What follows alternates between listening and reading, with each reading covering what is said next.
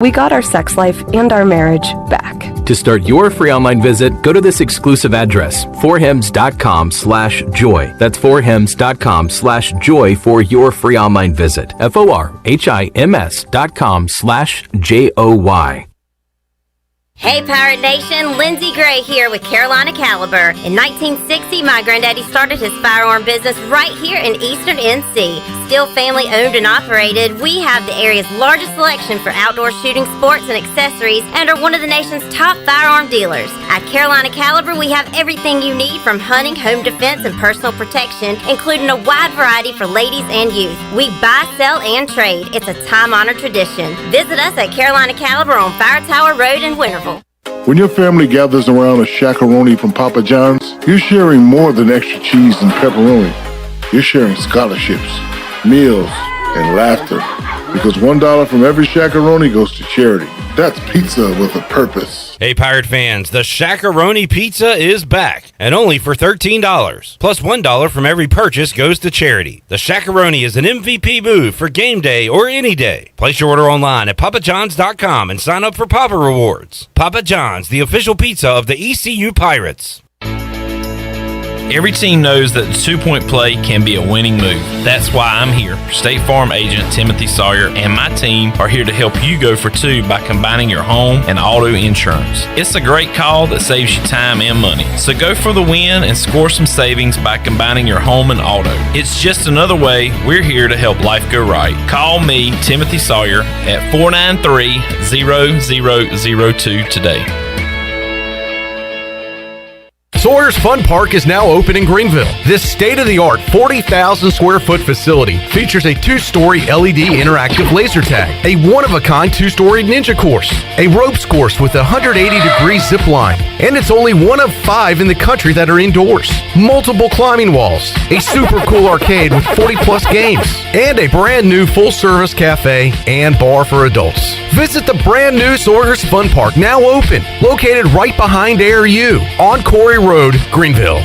If you are push mowing your yard using an inefficient lawn tractor or your current zero-turn spends more time in the shop than mowing your grass, it's time you look at a Hustler zero-turn lawnmower. Residential mowers from Hustler are built like tanks and drive like sports cars. All Hustler mowers have fabricated, welded steel decks. Don't settle on cheap units with flimsy stamped decks from big box stores. Come see Ronnie Motorsports. It will guide you to the right mower for your property and your budget. Find us at Ronnie Motorsports, Highway 11, north of the airport in Greenville. The convenience of Pitt Greenville Airport is waiting just outside your front door. Service is back, so you're connected to destinations worldwide through flights from American Airlines. Plan your next trip. Book your flights today at flypgv.com or aa.com. Are you starting to plan your holiday travel for this year? Book today on American Airlines at PGV and enjoy the friendly convenience of flying from your local airport. American Airlines and PGV. Book today at aa.com. PGV, where the pirates fly. Hey Pirate Nation, be sure you have the best comfortable shoes this tailgate season with a stop at Flea Feet. This is ECU alum Chris Lunyon, owner of Flea Feet of Greenville, and we provide solutions through one-on-one service to runners, walkers, and everyone in between. Flea Feet has the tools and technology to get you on the right shoe, including a 3D foot scanner that measures arch height, width, and more. Come visit us on Greenville Boulevard in the public shopping center right near the stadium. Be sure to run with us on Facebook and Instagram. Flea Feet, we run for you. Go Pirates! Warren's Hot Dog Pizza, homemade lemonade. Hey Pirate Nation, are you ready for some Warren's hot dogs? Warren's Original Hot and Judy's Mild Sweet Chili Hot Dogs have been the official hot dog of sports fans for over 30 years. Pick up a tailgate special this football season of 10 or more hot dogs for only $1.50 each. Warren's in Greenville across from Ron Ayers Motorsports and the new Chocowinity location next to the fire department. Warren's Hot Dogs. Want some? Get some. Go Pirates. This is Pirate Radio, WGHB Farmville, 1250 and 92.7 FM Greenville, WDLX Washington, 930 and 104.1 FM Washington. The following is an exclusive presentation of Pirate Radio, the voice of the pirate nation. Welcome to Pirate Radio Live. You can paint this one purple. Now live from the Pirate Radio studios in the heart of the Pirate Nation, here is your host, Clip Brock. Hello and welcome into a Thursday edition of Pirate Radio Live. Clip Brock here with you inside the Pirate Radio studios, and you can check us out today on Pirate Radio, 92.7 FM in Greenville, 104.1 in Washington. You can find us on 1250 at 930. We're also live online, pr927fm.com. And you can watch the show on Facebook Live and on YouTube. And you can chime in there and give your thoughts, questions, comments, concerns, birthdays, anniversaries on Facebook Live and be a part of the show. You can also give us a call, 317-1250, and comment on YouTube as well. Be a part of the show, be a part of the chat. We really enjoy your participation during game days on the Bud Light pregame tailgate and the U.S. Sailor 5th quarter call-in show. We'll be back with you Saturday, 2 o'clock, leading you up to the 6 o'clock kickoff and after the game on the U.S. Sailor 5th quarter call-in show. Robert Matthews is first in today. He says, Caliper!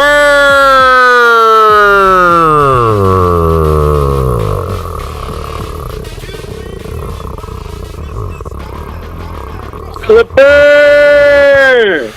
Calipari! Good reaction time, Shirley. Sorry. I thought that I had pulled the pot up and it was off. And anyway. Best in the business. Chandler Honeycutt's here as well. Shut up. Business, I feel like I never roast Shirley. It's like... It's a dangerous game. It is a dangerous game. You got to be careful.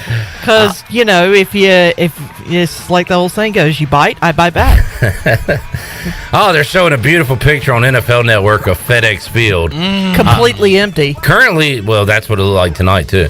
No poop running through the stands at the moment, so that's a good sign. That's an upgrade from last week. Yeah, they made some improvement. That's a great improvement in the last 4 or 5 days. It might be the last time I wear this stupid hat this year if they lose tonight to the New York Giants. I actually saw a Washington football team hat yesterday that I actually considered picking up for you. But so this is a new hat? Yes, this would have been a new hat. So I was going to say, is it a Redskins or a Washington football team? No, this one, it literally just says Washington, but it's in the red and gold. I have debated getting one. I've looked at a lot of them. I've thought about it. I've put it in my cart. I've just never pulled the...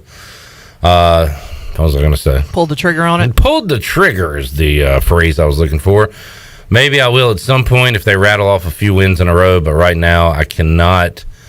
I just can't give any money to Dan Snyder. Just can't do it. And more on that in a moment. In the past where I've given money to Dan Snyder. But we will start, folks, with East Carolina football as the Pirates are 10-point underdogs still. I got to imagine that the majority of bettors are betting on Marshall, I would think. But the number still sits at 10. So maybe that's a good sign that...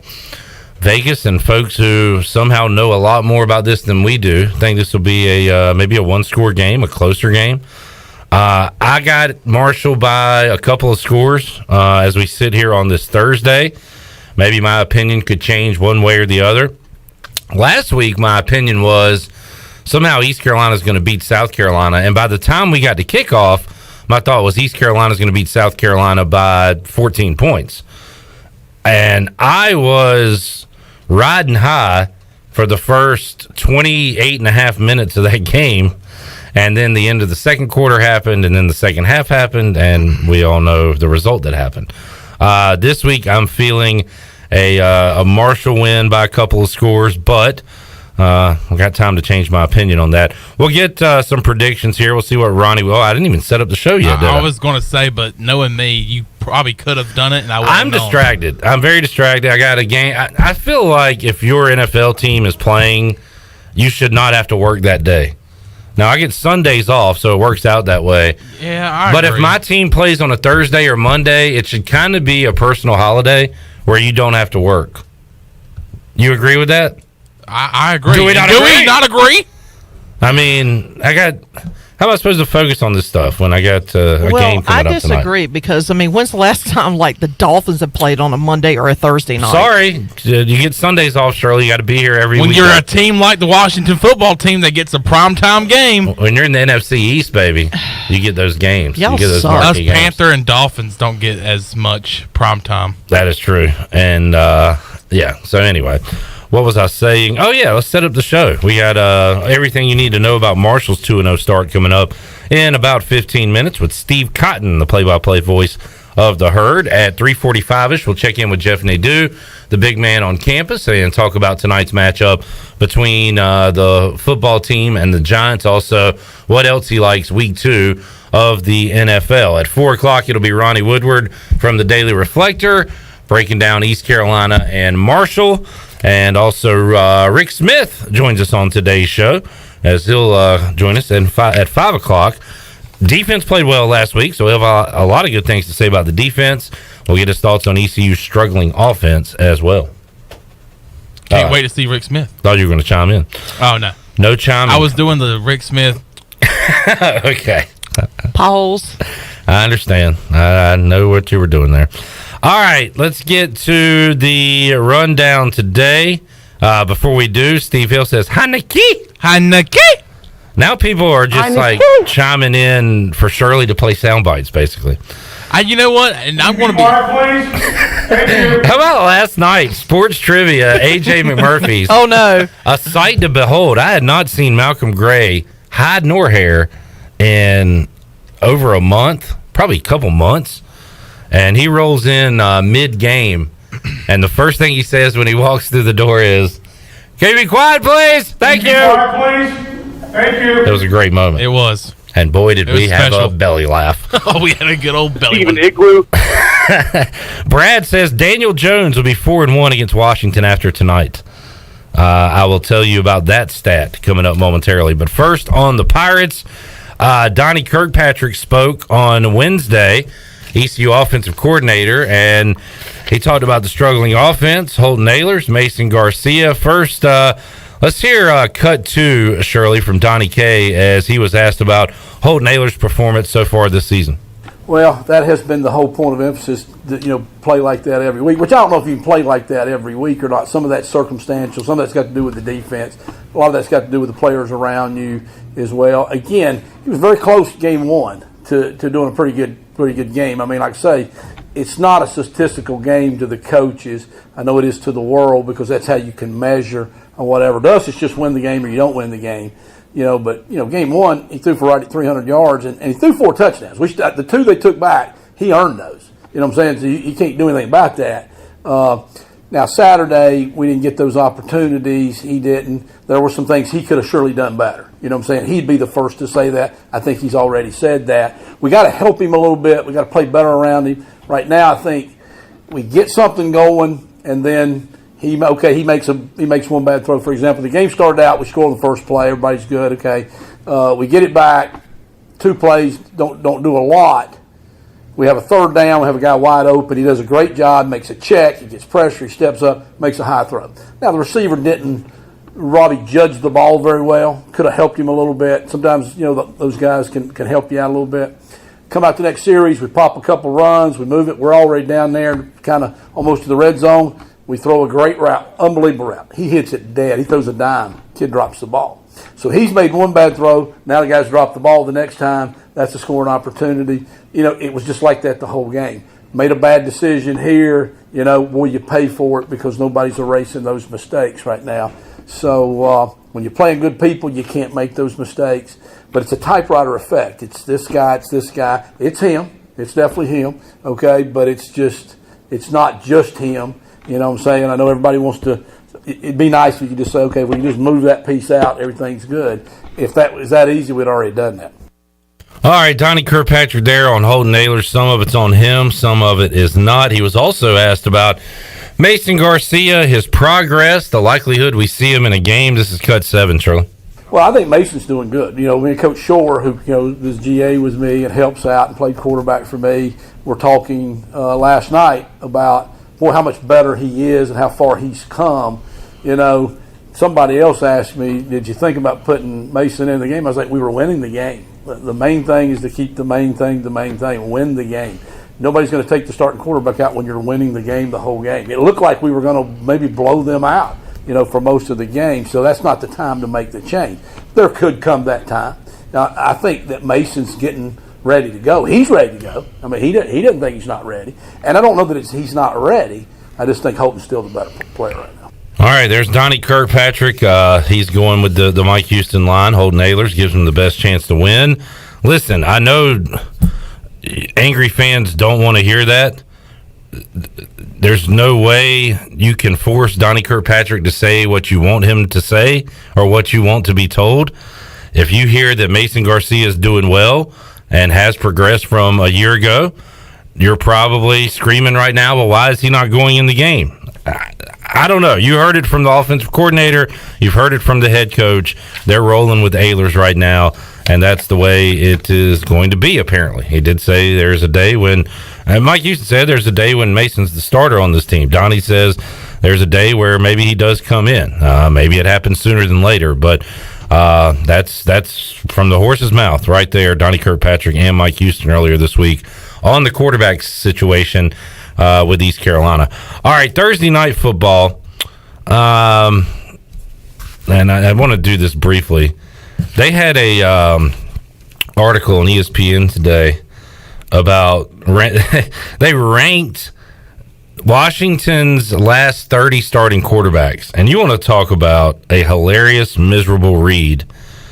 Shirley, I'm going to text you a quote. I want you to read it. I think if it comes from a friendly female voice, maybe it'll go over better than my voice.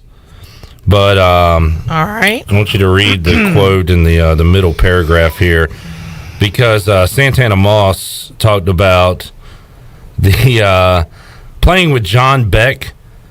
John Beck was actually on the Dolphins. I don't know if you remember him, Shirley, but he sucked. The name sounded familiar, but I did not know he played for the Dolphins. I paid my hard-earned money to go to a Washington game to see John Beck start at quarterback, and it was absolutely brutal, and it still irks me to this day.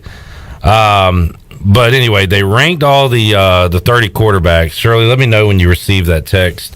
Okay. I want you to read Santana Moss's quote about playing with John Beck. It has been brutal. Now Taylor Heineke is the guy for Washington. He's on one side. Daniel Jones, the fumble king, is on the other side.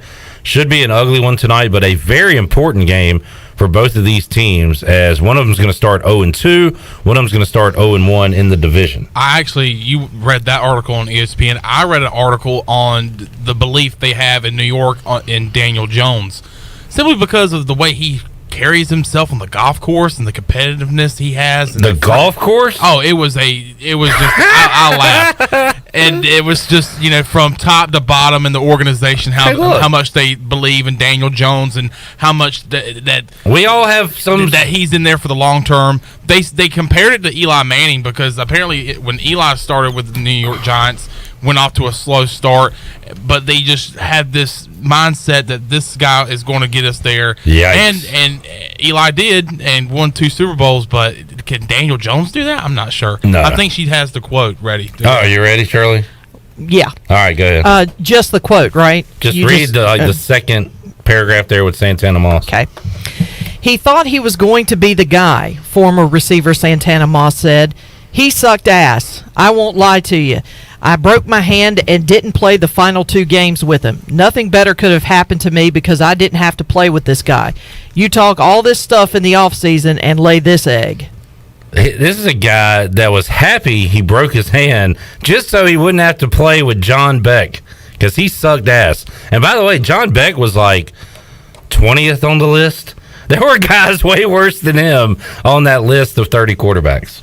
It's not fun. It has been miserable. Has it been 30 quarterbacks? Well, it just did the last 30, and it was since the early 90s. Since Mark Rippon, since they won a Super Bowl, probably, because like Heath Schuler, John Freeze, Rich Gannon were on there. They were early to mid-90s, so it was dating back to there and going all the way up through the old McNabb, Jeff George, a.k.a. George Jeff. Georgie. We don't need to do this show. Well, you know what? We don't need to do this show. The list of quarterbacks is starting to pile up for the Panthers. When you don't have that franchise guy, it's not a good situation. Man, and I'm starting to see that now. I mean, because, for the first 7-8 years of my fandom in Carolina, I only knew Cam Newton. I knew Derek Anderson for a few games for coming in for Cam Newton when he had a car crash that got him out for a couple of games. But then, since then, I have seen 5 quarterbacks. I've seen Taylor Heineke. I've seen Kyle Allen. I have seen Teddy Bridgewater, and now I am seeing. I've seen Will Grier. I have seen PJ Walker, and now we have Sam Darnold, who hopefully can become this franchise quarterback that we have not seen since Cam Newton. All right, quick look at the Bucs scoreboard. We got to take a break. Also, Robert wants to hear Fernando Fry, Jeff Charles real quick, Shirley, if you could pull that up. Any chance you could do that? Quick look at the Bucs scoreboard. The Angels have put a touchdown on the board. They lead the White Sox 7-0 in the 4th inning. It is Oakland 2, Kansas City 2 in the 3rd inning. Bases juiced for the A's. And right now the Reds, trying to salvage their series against the Pirates, they are in a wild card race, have a 1-0 lead in the 8th inning over the Pittsburgh Pirates. Coming up at 5:05, Yankees and Baltimore. Did the Braves ever get going? They were supposed to play earlier today. They were in a delay, and they currently have been postponed. So no Braves-Rockies. I do have the Fernando Fry interview. Let's hit it before we go to break. Fernando, when you guys rewatched the app game, kind of what were the big takeaways for the offense? Ric Flair! I think we left a lot out there. All right, the request line is open. A lot of corrections that need to be made. That's enough. We just had to hear that. Come on, he's got like 5 or 6 more Ric Flairs in there. Woo! Ric Flair! When we return, we will hear, oh, by the way, thanks to the Buccaneer Music Hall, for the scoreboard coming up tonight will be scoreboard watching as Washington takes on the Giants. We'll have that one for you on Pirate Radio. The only college football game tonight is Ohio and Louisiana. Louisiana, a 20-point favorite in that contest at home against the Bobcats. All right, let's Buck. Thank you, Buck.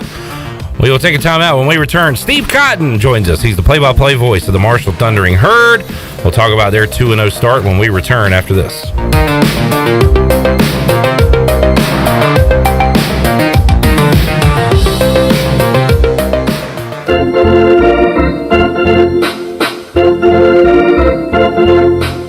Down East Wood Ducks baseball is back for their final home series of the season. Come out Saturday, September 18th for the team photo giveaway. Get your tickets now at woodducksbaseball.com. See you at Granger Stadium for the final Wood Ducks games of the season. Go Woodies!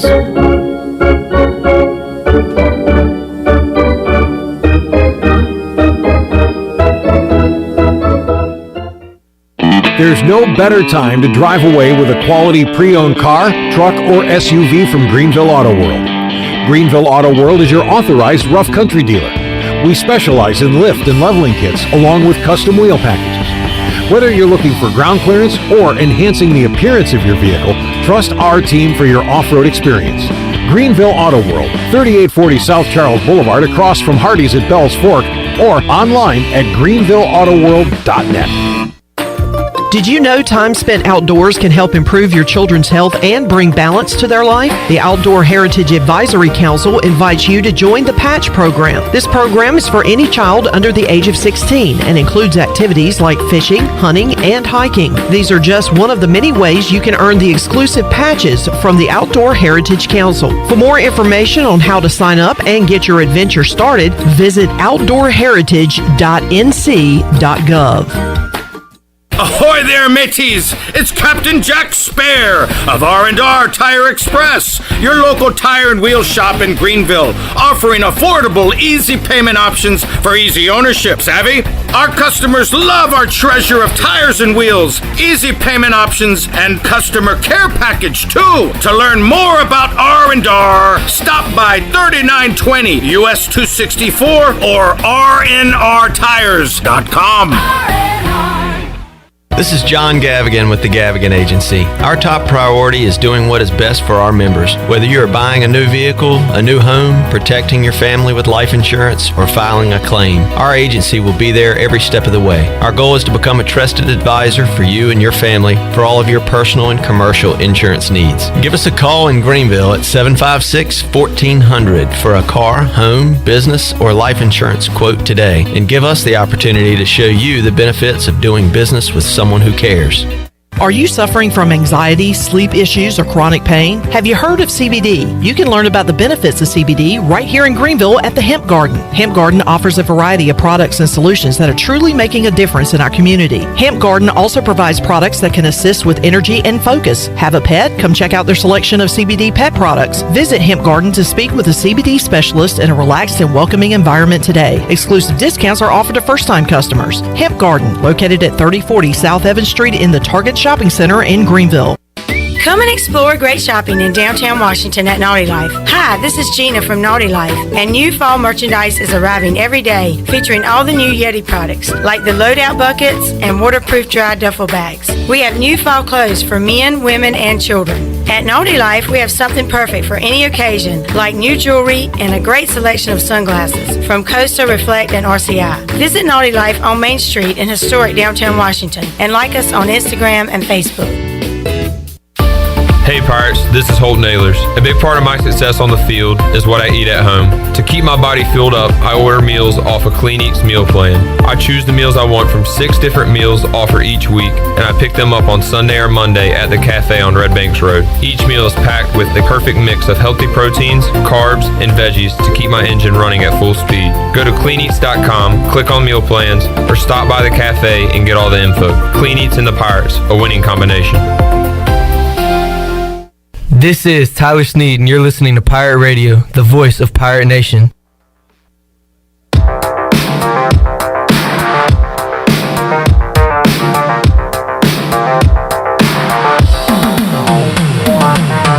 You're listening to Hour 1 of Pirate Radio Live. This hour is brought to you by University PC Care, your local tech support experts for all your personal and business needs. Visit universitypccare.com to learn more today. Now, back to the show.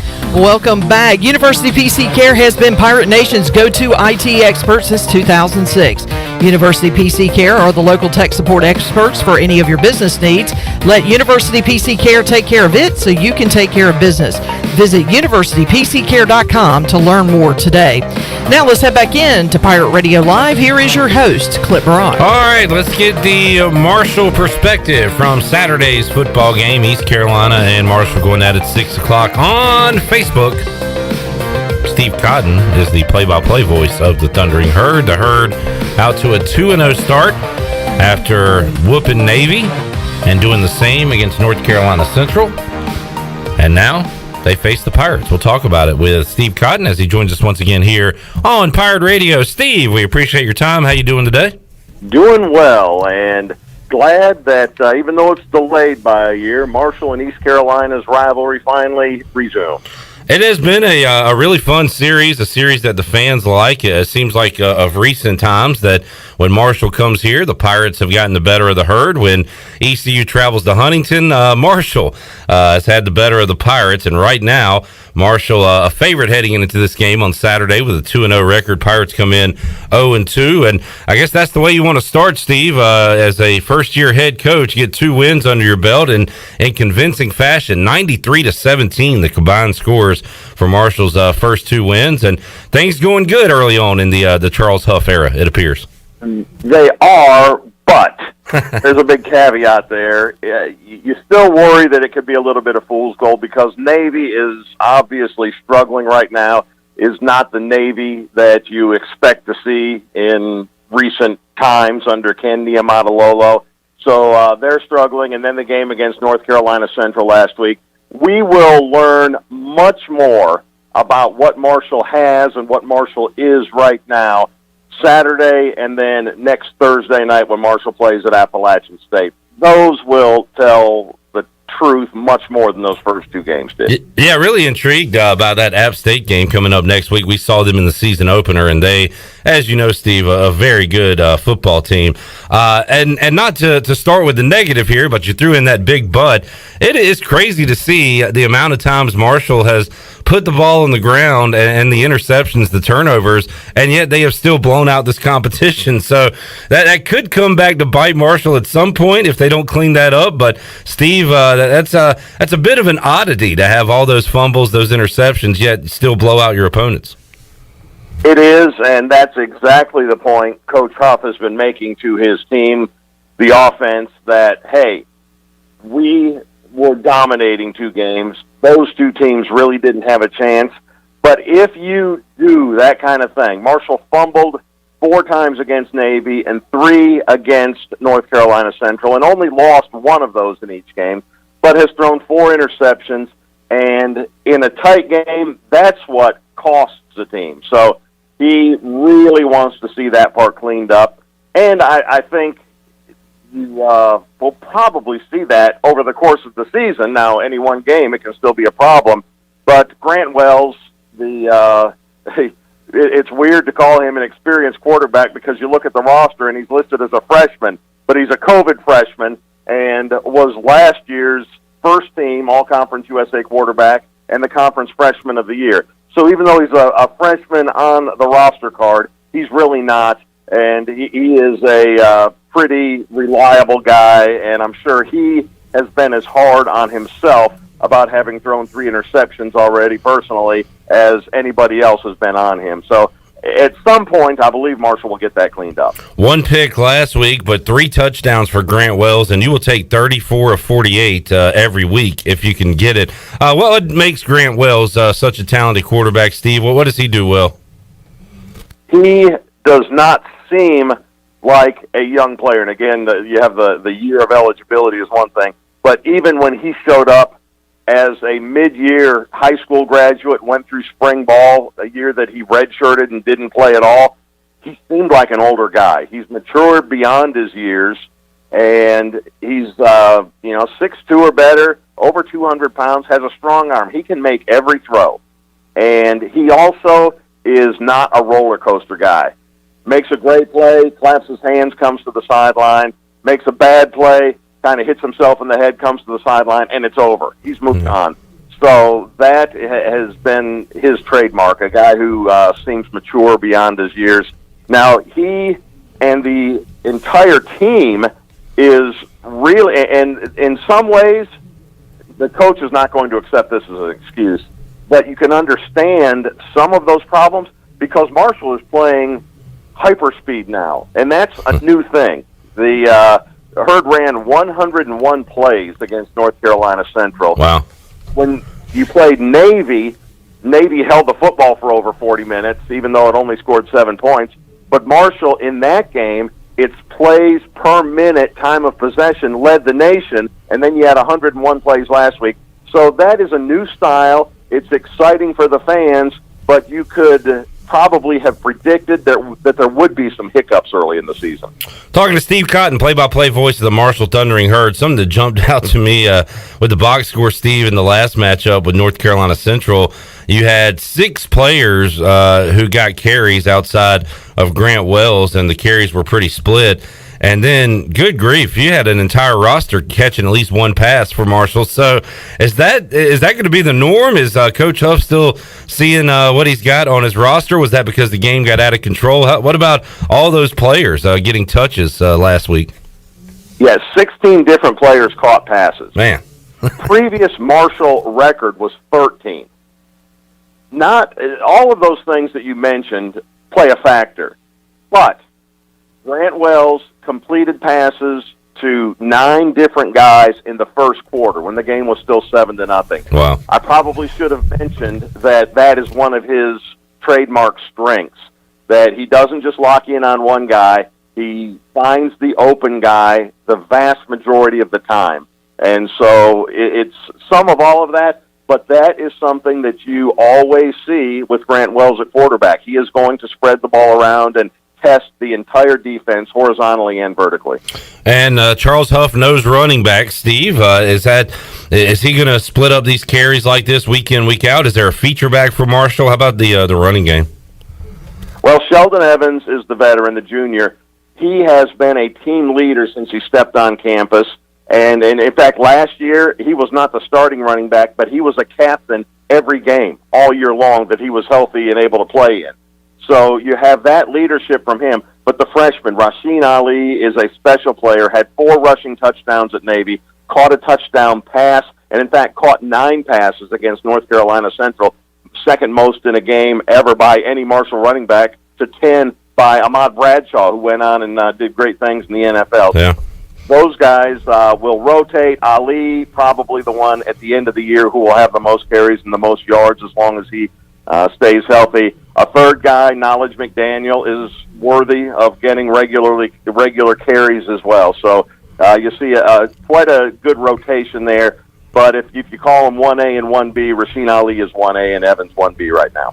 Steve Cotton joining us on the Fixed NC Live Line talking Marshall football. Steve, East Carolina's offense really sputtering last week. A dismal performance against South Carolina. The last thing you want to see is another good defense, and it looks like that's exactly what ECU will face coming up on Saturday. So the Herd allows just 7 points to Navy, 10 points last week. What's going right on the defensive side of the ball so far for the Herd? Well, Marshall's defense was good last year, number 1 in the nation in scoring defense, gave up an average of 13 a game for the year, and returns most of those guys. Now, there's a defensive lineman named Darius Hodge who is playing and doing well already in the NFL for the Cincinnati Bengals. A linebacker, Tavante Beckett, was last year's Conference USA Defensive Player of the Year, made the practice squad for the Detroit Lions. So those were a couple of good players who had to be replaced, but much of the talent is back, and it starts up front like it does for pretty much any defense. And there are 9, 10, 11 guys that they rotate and keep fresh legs, and you have no idea which ones might get the most snaps and make the most plays up front. The linebacking core, led by middle linebacker Eli Neal and an outside linebacker Abraham Beauplan, probably the most consistently good unit. You kind of know exactly what you're going to get from those two particularly. And then in the secondary, you had the most turnover, and you have a cornerback, though, in Stephen Gilmore. That name sounds sort of familiar. He's the younger brother of Stephon Gilmore, one of the best in the NFL right now. So he has the good genes. You have a couple of veteran senior safeties in Nazi Johnson and Brandon Drayton. So the unit is veteran on the defensive side, and several of them are standout players. I would be really surprised if they aren't strong all season long. Talking to Steve Cotton, that's interesting. The Pirates took on Stephon Gilmore in Charlotte against South Carolina 10 years ago, and now another Gilmore on the other side of the ball with Marshall there. Steve, how about Marshall's special teams thus far? Pirates have been great in the punting game, some issues at kicker, but how about for the Herd side of things? Well, Marshall's punter's a veteran senior. Robert Lefevre averages 42, 43 yards for a punt. Consistent for the last several years. Probably not as eye-catching as what Pirate fans are used to with John Young in terms of high booming punts and that kind of thing. Interesting story, though. Talk about an NFL lineage. The place kicker last year was Shane Chucci. He was good. He's back, but he lost the starting job to Andrew Sanders, older brother of the kicker for the Miami Dolphins. Jason Sanders. Yeah. Andrew has been in the Air Force, not at Air Force. He had a career in the Air Force. Wow. And saw that his younger brother, whom he could always whip in soccer and in backyard field goal kicking and everything, was having that success. As he got out of the Air Force at 26 years old, said, I'd like to try that. And he went to a kicking camp, and Marshall's special teams coordinator, Jeremy Springer, and this was even before he was on staff at Marshall, I believe, saw him in action when he came to the Herd, said, I think I know a guy. And so Marshall has a 26, 27-year-old rookie place kicker in Andrew Sanders. Powerful leg, and he's 1 for 2 on field goals. The one he missed was, it was, I think, a 44, 45-yarder. He missed it wide, barely, and it would have been good from 55 or whatever. So that's the kind of leg he has. He has the potential to be quite an interesting story as the year goes along. Yeah, that's a great story. East Carolina has a punter from Australia, Luke Larson, in his upper 20s. So maybe those two old guys can get together. Maybe they can't relate to these young kids on their team, Steve. Maybe they can get together and hang out at the game. Yeah, they might have a little chat before or after. Steve, looking around Conference USA, great start to the season for the Roadrunners of UTSA, going to Illinois, picking up a win. Louisiana Tech should have knocked off Mississippi State. Watched that game a couple of weeks ago as Skip Holtz and crew came up just short. Of course, Marshall's going to be at the top. What have you seen so far, Steve? Do you need to see more before you pick a favorite, or do you know the pecking order of Conference USA in 2021? No, there's quite a bit of newness. There was the disappointing performance by UAB against Georgia this week because UAB, the defending champion, had most of its roster back, and I think a lot of people thought that not necessarily that they were going to go and whip Georgia, but that they could make a better showing than they did. On the east side, the big question yet is Western Kentucky, which totally revamped the offense. The Hilltoppers had a great defense already. The offense had struggled for a couple of years, so they brought in the new coordinator for Houston Baptist. Remember that FCS team was lighting up the scoreboards last year? Yep. And the quarterback transferred in from Houston Baptist as well. So that is the team that everybody's kind of wondering, what will they be? Because if they have a strong offense in addition to that defense they're bringing back, then that is potentially a very good team. And then you have a huge question mark on the east side as well at Old Dominion, which didn't even play last year, so you figured they were going to probably get off to maybe a slower start than most schools because it was a new coach last year, and then he never did get to play a game, so huge question marks there. And then year two at FAU for Willie Taggart, and you figure that he will recruit well down there with his reputation and so on. So a lot of question marks, more so than knowns thus far. And even Louisiana Tech, has that near miss and coulda, shoulda, woulda game against Mississippi State. Then they turn around and hang on for a 3-point win against Southeastern Louisiana in a shootout. So I don't think anybody has any clue the way it's going to shape up this year yet. Yeah, week to week we'll have new opinions on Conference USA.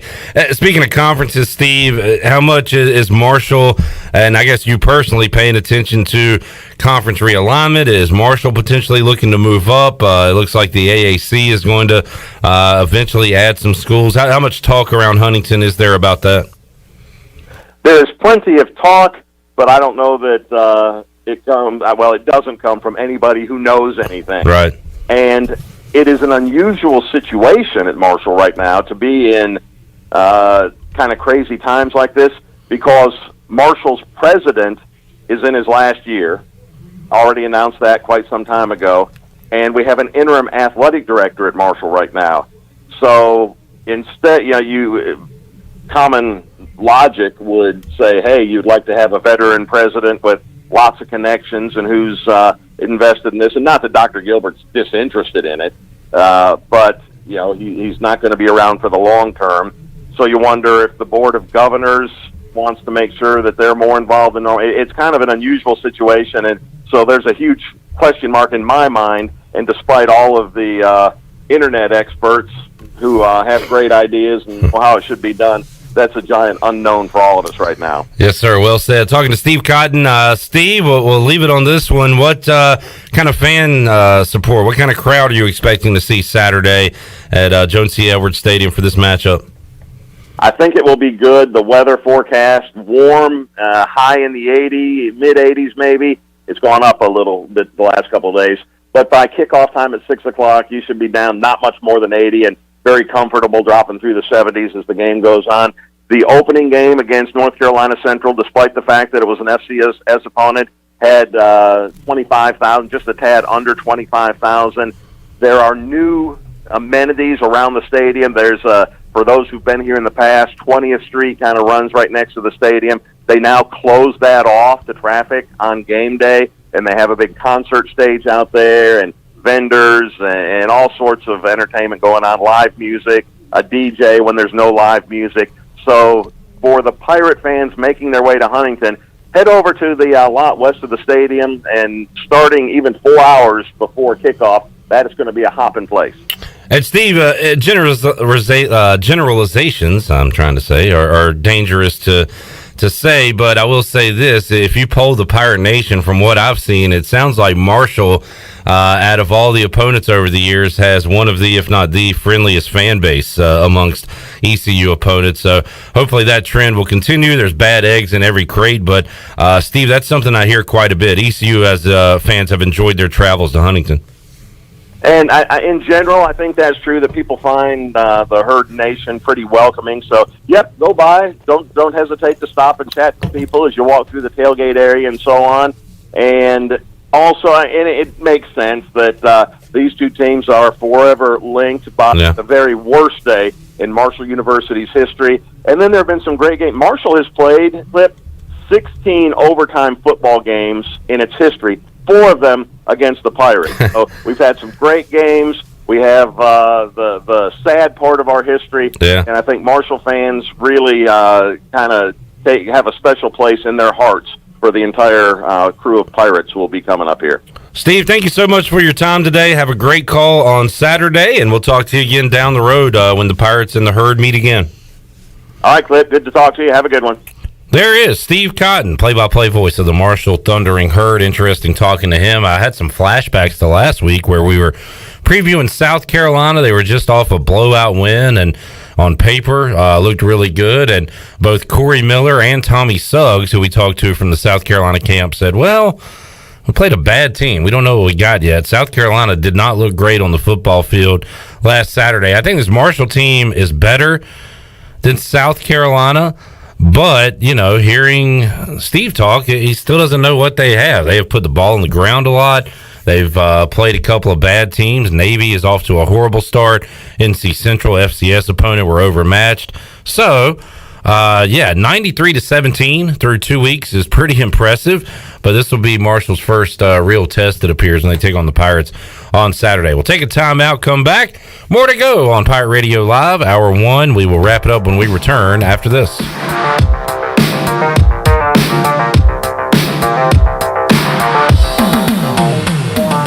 White Claw Hard Seltzer, a wave of refreshment. Crafted using our unique Brew Pure process. Made pure. Nothing tastes like White Claw Hard Seltzer. White Claw Hard Seltzer, available in 5 fruit flavors, 2 grams of carbs, gluten-free, and 100 calories. Find it at whiteclaw.com. White Claw Hard Seltzer. Nothing tastes quite like it. Proudly distributed by Coastal Beverage. Please drink responsibly.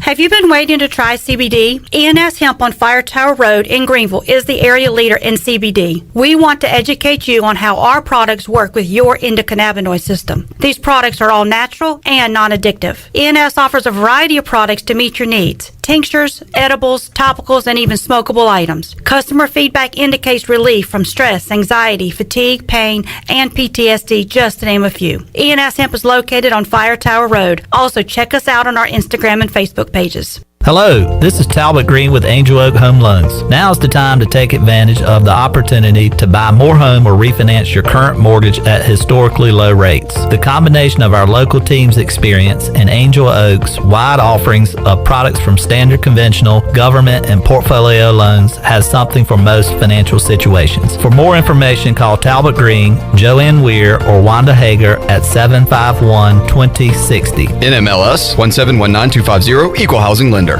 Great food, great atmosphere, and great service is Ottavola Market Cafe. Ottavola is simply a restaurant that focuses on that, being a great restaurant. There's something for everyone at Ottavola. The menu offers a variety of great choices like pastas, pizzas, sandwiches, soups, salads, and seasonal rotating selections. Lunch or dinner, Ottavola is always the right call. Call ahead and get Ottavola to go, or stop by the bar for a drink with friends. It's simple. Come and eat at Ottavola Market Cafe, Red Banks Road next to Food Lion, and OttavolaMarket.com. Ottavola, Pirates supporting pirates. There are times in our lives when we feel like we have hit rock bottom with nowhere to go, but that is actually when God is closest to us and building us into who we are meant to be. Hi, I'm Holt Nailers, and that's how Built When Broken was formed. BuiltWhenBroken.com is an apparel brand to remind people not only where they've come from, but also where they are going. Visit BuiltWhenBroken.com to get the latest BWB apparel, t-shirts, hoodies, hats, and more. BuiltWhenBroken.com, apparel for our walk through life. Chico's Mexican Restaurant is the home of the best margaritas. Grab your amigos and head to Chico's every Tuesday for the Gulp of Mexico, a huge 46-ounce lime margarita for only $6.99. On Thursdays, relax and enjoy half-price pitchers of Chico's house margaritas. Choose from lime, strawberry, blood orange, raspberry, or peach. For Mexican food and fun, it's got to be Chico's in downtown Greenville, and now available through DoorDash, featuring a half-gallon of the famous margarita mix to go for only $9.99. Chico's, where the fiesta never ends. For years, Callie Ann Phelps has been singing about Phelps Chevrolet. Phelps Chevrolet is the one for you. Low prices, service too. See the big dealer right away. Carolina's finest, Phelps Chevrolet. And you'll agree with what Skylar Phelps has to say. Nobody beats Phelps Chevrolet's prices. Nobody. The name you can depend on. Phelps Chevrolet. Get you one. Find new roads with Chevrolet. Then come find yours at Phelps Chevrolet in Greenville. Hi, this is Jeff Charles for my friends at Ed Watkins Marine. I've known Ed personally for years, covering his winning performances on the football field and on NASCAR's pit road. Now Ed is winning on the water, and you get to win too. You win with awesome prices on boats from Ed Watkins Marine, and of course, great service after the sale. If you're looking for a new boat, contact Ed Watkins Marine today. They will deliver anywhere. Find them online at edwatkinsmarine.com and tell them the voice sent you. This is assistant football coach Drew Dudzik, and you're listening to Pirate Radio, the voice of the Pirate Nation.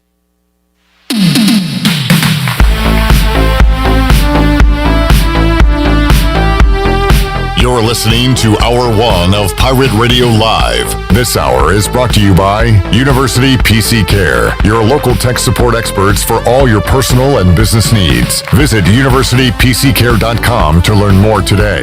Now, back to the show. Welcome back. Grab your amigos and head to Chico's for the best Mexican food and fun in Greenville. Come and enjoy favorites like shrimp tacos, steak and chicken fajitas, burritos, enchiladas, ACP, and more. Follow Chico's on Facebook and Instagram for daily updates. For Mexican food and fun, it's got to be Chico's for dine-in or to go. Now let's head back into PRL. Here's Clip Brock. Back with you, Hour 1 on Pirate Radio Live. Had planned to talk to Jeff Nadu here. We're going to talk to the big man on campus at around 4:40, so we'll get his take on Washington and New York coming up tonight. Also, the rest of Week 2 of the NFL slate. We get his take on Panthers and Saints coming up, Chandler, so stick around for that. Don't leave. You can't leave anyway. You got to be here. So you ain't got to worry about that, brother. Might as well listen while you're here. So the big man will join us next hour. The medium to little size man, Ronnie Woodward, joins us now. Hello, Ronnie. What's up? Good to see you. Medium man on campus. MMOC. I like it. Ronnie Woodward is here. Ronnie, where to begin? I do. What time's the Redskins game tonight? The football team plays at 8:20ish. Okay. Yeah. I might have to watch. Don't do it. Don't? There's got to be better things you can do with your time. Did you watch the Mets 30 for 30? Probably no! Because we were at Sports Trivia last night. Well, it was part 2. I didn't watch part 1 on Tuesday. That might be a Friday night viewing for me. Yeah, I'm with you. But, so, what did you watch, part 1? I watched, so it's 4 parts technically. I think 1 each hour. So I watched part 1 Tuesday. Mm-hmm. I fell asleep during part 2 because bedtime just comes early now as a new dad. So I'm about a part and a half in of the 4 hours, hour and a half into 4. Okay. I need to watch it, but it's pretty entertaining. I go back to my same complaint, which, look, we're Americans, we complain about things. Yep. Put this out in July. Put this out in August. Yeah. Why is it out the start of football season? Well, I think it's because the baseball playoffs are coming. They're not here yet. Yeah, but they usually time it like, there was always the one after the Heisman Trophy. Put it at the All-Star break. But, yeah, I'm with you. Like the summer was the one about McGuire and Sosa, because it was like the summer they were hitting all the home runs. I don't know.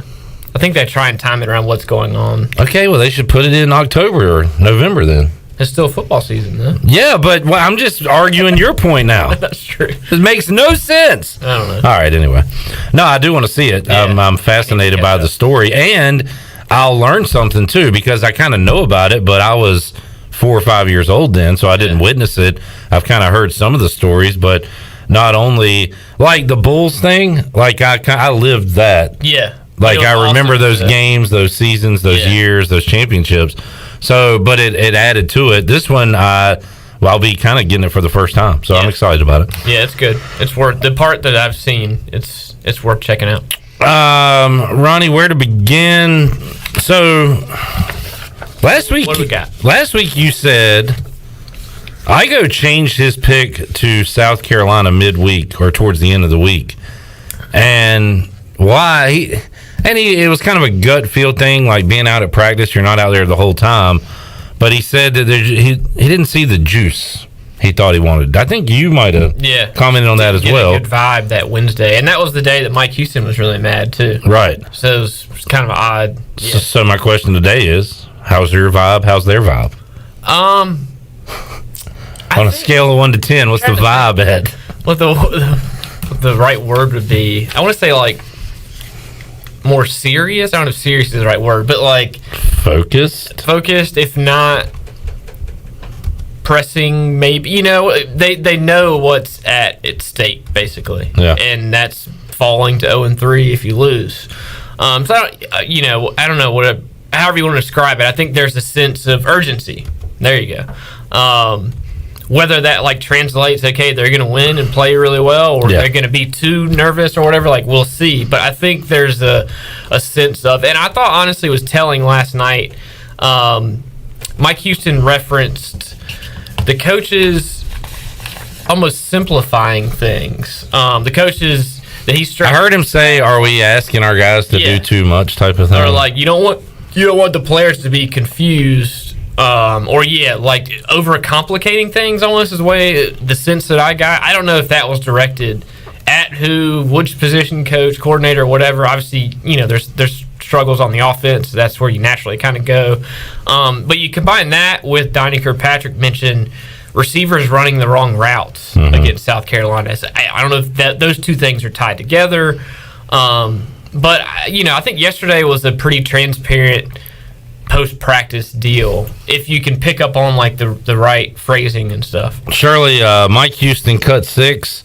Glenn Griffin referenced last week Mike Houston being upset at the end of practice on last Wednesday. Yeah. So this was a week later, this Wednesday. He said, has it gone better this week? Well, they didn't tick me off at the end of practice this week, so that's the biggest difference. So, I mean, the kids, they've had a great attitude, and I've said many times, the kids handle, the tough losses probably better than the staff does and better than the fans do. They bounce back quicker, and that's the great thing about coaching. As soon as you're around the kids, you feel better, because they've had a positive attitude. They've been energetic. It was a warm practice today. We had temperatures in the 90s today for practice, and they came out there with a lot of energy. So, they're excited to go play. They're hungry for a win. So I know we're going to get good effort on Saturday night, and so we just got to get.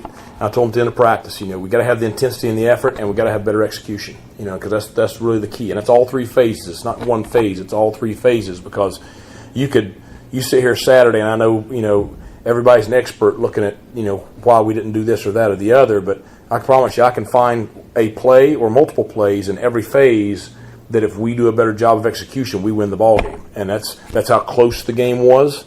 And that's also how close we are, So, that's really the thing. It's just, making sure that we push ourselves to be, great in everything we do, and that's every single day. So, and that's always kind of been our philosophy, and that's what we've really stressed to them this week.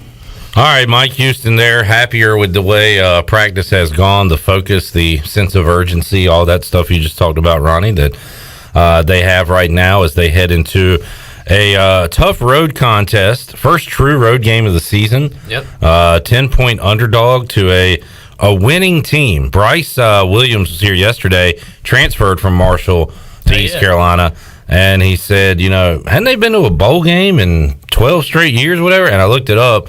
I think it's 9 of the last 12 years they've gone bowling.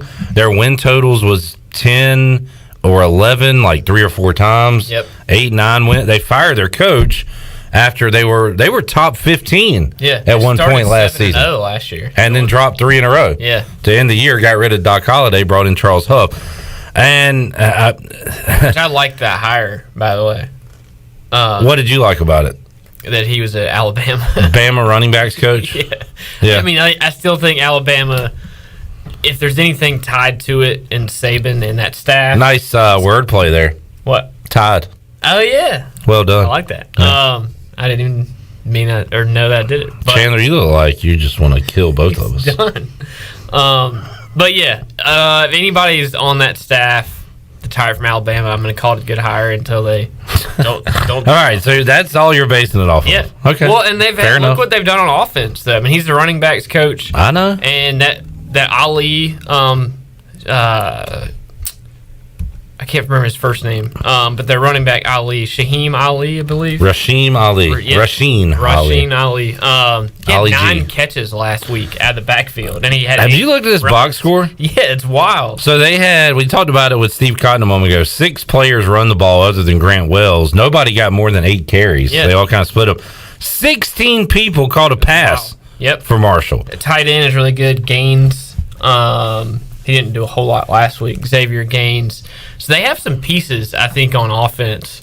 But honestly, and goes back to what you said earlier. To me, I really like the App State series, the Marshall series, and ECU. I think at this point, with App State clearly being the best team in that group the last handful of years, they're all 3 similar programs. Even though they're in different leagues, all 3 different leagues, they recruit the same type of players, the size.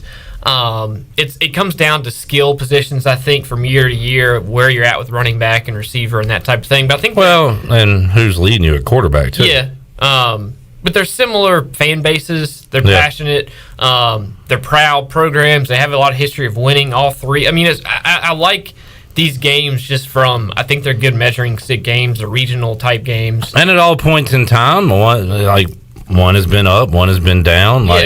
Right now, we're at a point where Marshall and App State are well above East Carolina program-wise, winning-wise, right now. There was a time where ECU was the best among them. Exactly, absolutely. No question. And those others were down. So. And, so it revolves. But I think overall, they're very similar programs. And that's why I think ECU can play well this week. I really do. You're one of the few people, and you said this last week, too. I was calling East Carolina to beat South Carolina, and at the same time saying they'll lose to Marshall. And you were like, well, I think they can hang with Marshall. Kind of, Like, I just didn't like the South Carolina matchup up front. We talked a lot. And I think that both of ECU's lines played really well. But as the game wore on... With a capital one... They're not a sponsor. No. The SEC depth eventually, I think, won out up front. When you look at the last drive... When you look at eventually, South Carolina knew they could do some things late. Look, Benjamin told us Tuesday not to look back at that game anymore. I know. I don't know if you heard that. It was a pretty funny segment when Igo was here. Okay. But my point is, looking forward, is this is a different matchup. They're not, more even. ECU's not going to be outmanned up front. Marshall doesn't have 340-pound linemen. They're just built similar physically.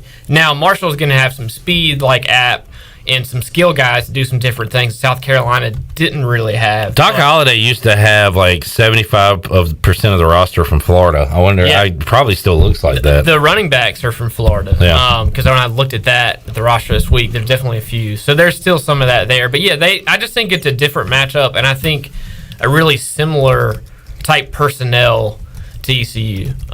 So I don't think, I think they can run the ball, ECU can, and do some different things that they weren't able to maybe do against South Carolina for the whole game. So we'll see. I remember when he was at West Virginia and those teams, and I guess, he was there a little earlier than I was anticipating. I was thinking more maybe Rich Rod era or whatever.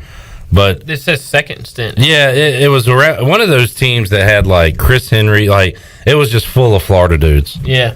And Rich Rod and whatever around that time, and it's kind of carried over to Marshall and what he's been able to do recruiting wise there. So anyway, they always got a ton of speed. They do. All right, let's take a time out. We'll come back. Hour 2 on the way. More with Ronnie Woodward. We'll talk about Chandler, you got something? I have a uniform update for Saturday. Oh, all right. White on purple. I'll let you guess, and then we'll when we come back from break, I'll let the people know if y'all are right or wrong. All right, I'm going to go white on white, purple lids. So I'm going to say Marshall's wearing green on white. I have no idea what Marshall's wearing. That's my What do you have, Ronnie? I'm gonna go purple pants, white jersey. Is that a thing? All right, what well, never mind. White helmet? I don't know. What helmets do they have? Just purple. I thought we Nah, had purple. Not purple, but anyway. Okay. All right, we'll have that. Also, a topic I do not like to talk about that people are interested in. While Ronnie's here, we'll kick around some expansion talk because there is an article from Dennis Dodd from CBS Sports, American targeting Mountain West powers among handful of expansion candidates in realignment. So we'll run down some of the candidates, talk about that. I know folks are interested in it. So we'll discuss that and more on the Pirates and the Herd after this.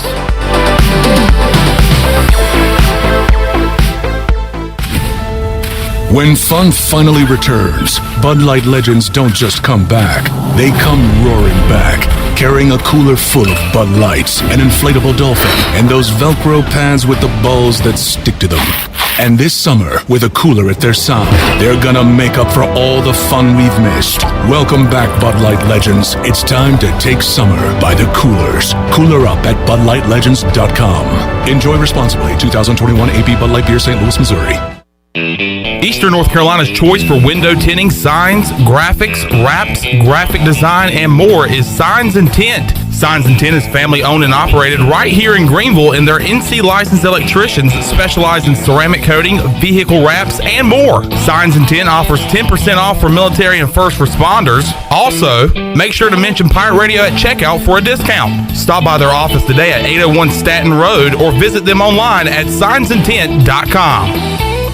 Tommy's Express Car Wash is the car wash Greenville is talking about. At the corner of Red Banks Road and Greenville Boulevard, this state-of-the-art wash will keep your car looking great. And now Tommy's has just launched its new 2.0 Tommy's Express app. And anyone who downloads the app now will receive 30 free days of washing with their top-of-the-line wash, the Works Wash. Download the Tommy's Express app now by going to your app store or visit them on location, open 7 days a week at the corner of Greenville Boulevard and Red Banks Road. Hello, Greenville and Pitt County. We at Pitt County Schools want you to know that we are a thriving and connected school system ready and open for all students this year. We are offering all in-person learning with limited virtual options while operating on a 5-day, full-day schedule for our 38 school campuses. Pitt County Schools offers rigorous academic opportunities such as dual language programs, STEM engagement, global education, and college readiness. We also offer competitive athletics, full support for exceptional children, and career readiness opportunities such as paid apprenticeships and unique business partnerships. Pitt County Schools is fully committed to engage,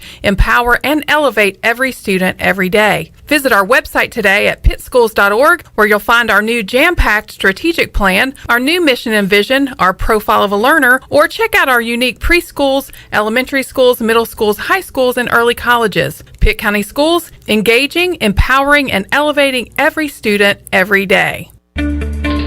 I'm Michael Vaughn with East Coast Grading and Utilities. Many of you know my dad, David Vaughn, and his work in putting in subdivisions all over Pirate Nation. But East Coast Grading and Utilities is not just for those type of big jobs. We're here for the homeowners. Whether it's concrete, driveways, hauling rock, or sand, whatever you need, East Coast Grading and Utilities can get the job done. Call us at 252-531-7494 or check us out on Facebook at East Coast Grading and Utilities. At US Cellular, we believe you should get more of the latest 5G technology for less of your hard-earned money. Right now, get up to $1,200 off any 5G phone. The choice is yours. Any of our 5G phones with no trade-in or hidden fees. US Cellular, America's locally grown wireless. Terms apply. See uscellular.com for details. This is Brandon Tate, owner and operator of Atlantic Wireless, an authorized agent for US Cellular since 1997. Visit atlanticwireless.com to find the store near you. We go beyond the call. Come pop a top this ECU football season at Jarvis Street Bottle Shop. Jarvis Street Bottle Shop is a specialty shop selling craft, domestic, and import brews, along with wine and growlers. Hosting a tailgate? Stop by the shop and grab a keg for your party or event. The Bottle Shop offers monthly beer and wine tastings featuring rotating NC craft breweries, along with live music and discounts. Stop by the shop Tuesday through Sunday, or check them out on Instagram, Twitter, and Facebook. This is Pirate Radio, WGHB Farmville, W224EI Greenville, WDLX Washington, and W281CH Washington.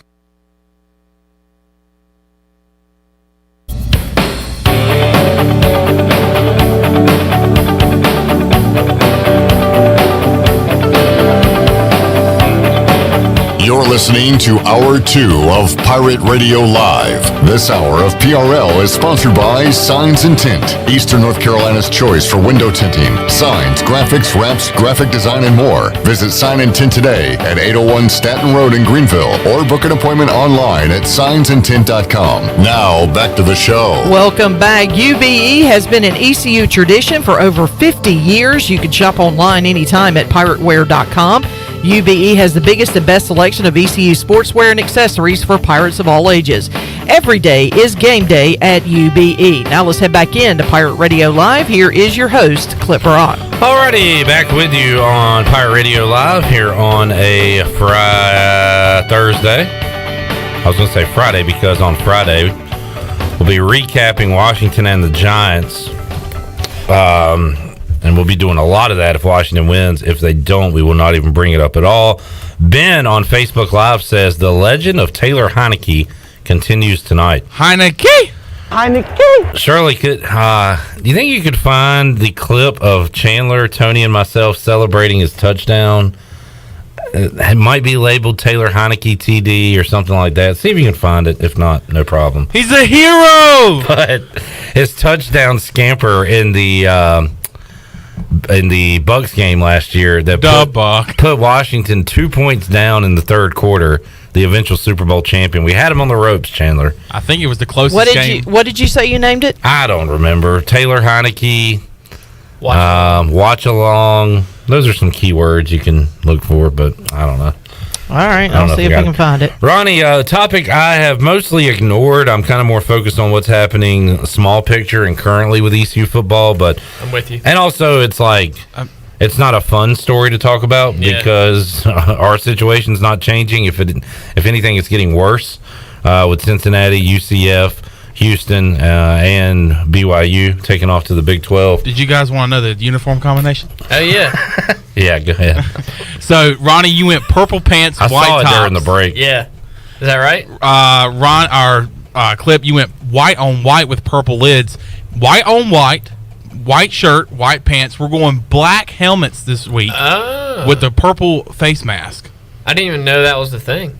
I didn't know. Like James Summers style. So the Virginia Tech game? Yeah.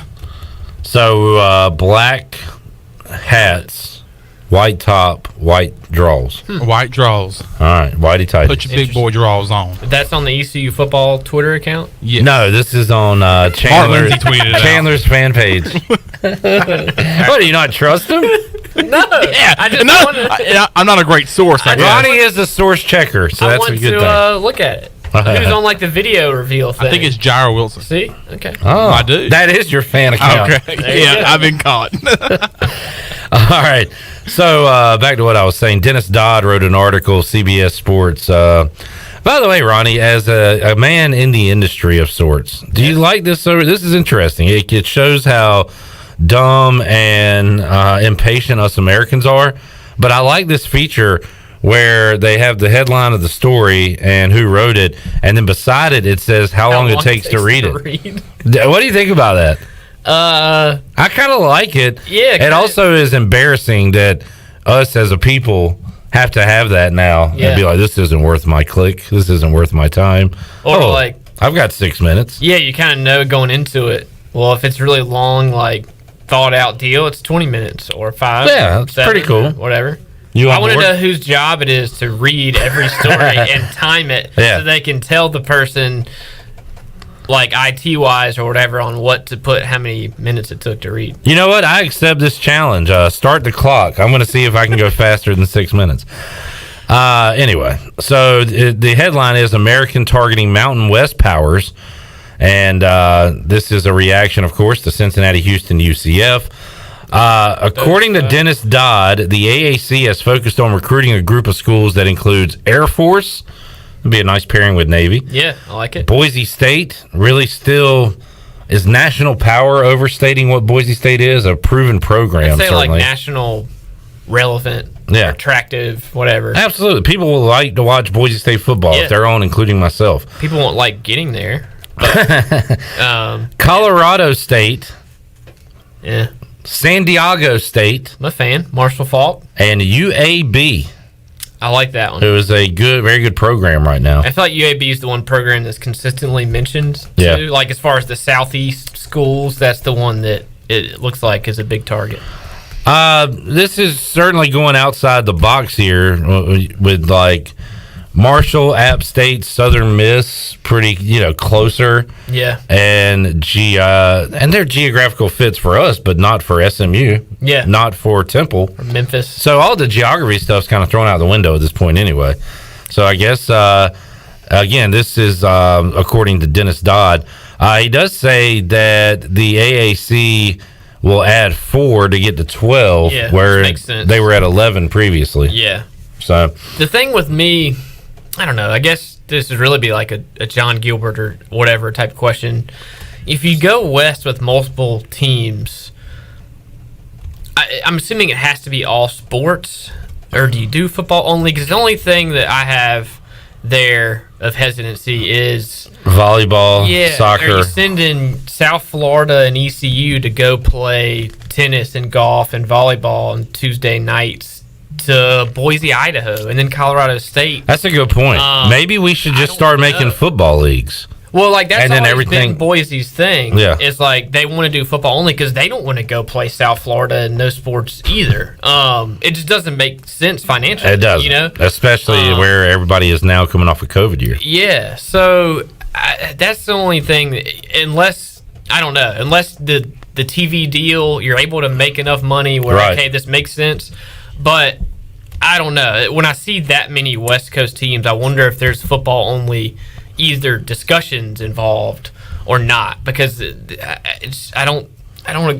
I don't like ECU going to Colorado State to play soccer and volleyball and whatever, even baseball, or just I don't know. It doesn't make sense. Brian on Facebook Live has a good question, which I kind of agree with. He says, outside of Boise, who wants to see those matchups? Yeah. I'd rather see ECU App State, ECU Marshall, ECU Southern Miss than ECU San Diego State, ECU Colorado State, or even UAB. Air Force is intriguing just because I've never seen them play East Carolina. Yeah.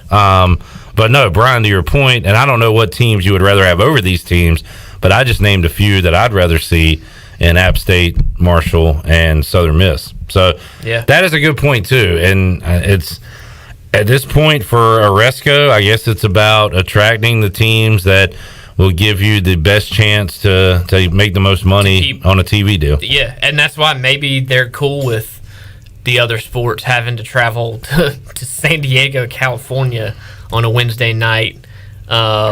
Even basketball. And so, it's like you're missing 2 or 3 days of class. I mean, you're traveling across the country. I don't know. That's my rant about that. I'm almost at the point now where I thought it was the coolest thing ever knowing that Cincinnati, Louisville, Marquette, those teams would be coming to Minges Coliseum. I was like, this is like big time basketball for the first time in my life in Greenville.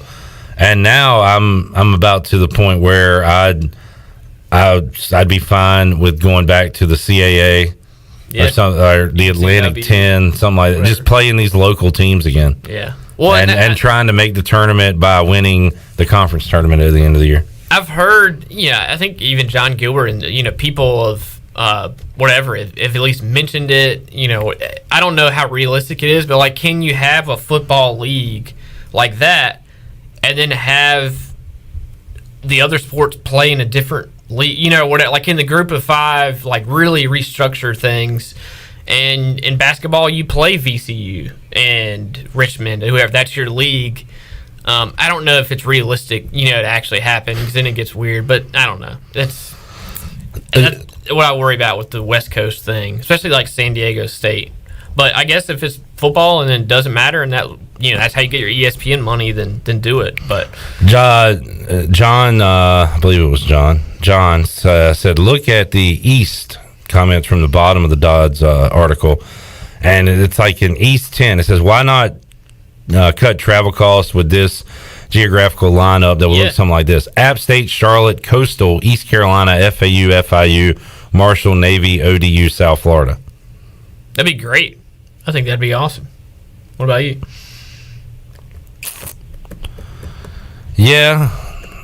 I'm trying to think what's in the AAC left over now. What would we be missing from that? Memphis, Temple, SMU. So, am I okay with losing those teams for these? App State, Charlotte, Coastal. Yeah, I'd be okay with that. Marshall, Florida Atlantic's a good, good whatever mid-major type program. So, and Brian, I'm not even saying. And Brian says, "I'm with you, Clip. TV is important, but I'm into the regional rivals, fans in the seats. I'm on your side. I'm not making any of the TV money, so I don't care about that. I'd rather have cool matchups. I'm on your side here, Brian, with the geographical teams and more fan interest in games. People are going to be more interested to see East Carolina and Coastal Carolina or App State than Colorado State, no doubt. Mike says, imagine the start time of the 5th quarter after a game at San Diego State. That's a 10:30 kickoff, maybe, at the earliest. Fox, late night. Not to curse, but that game ain't on. That game might be. Oh, that's true. It might be on Flow ESPN Sports. We'll be lucky. Although if we're there, we're in the American, we'll have ESPN Plus. You would think. What time was that BYU game a few years ago when we went there?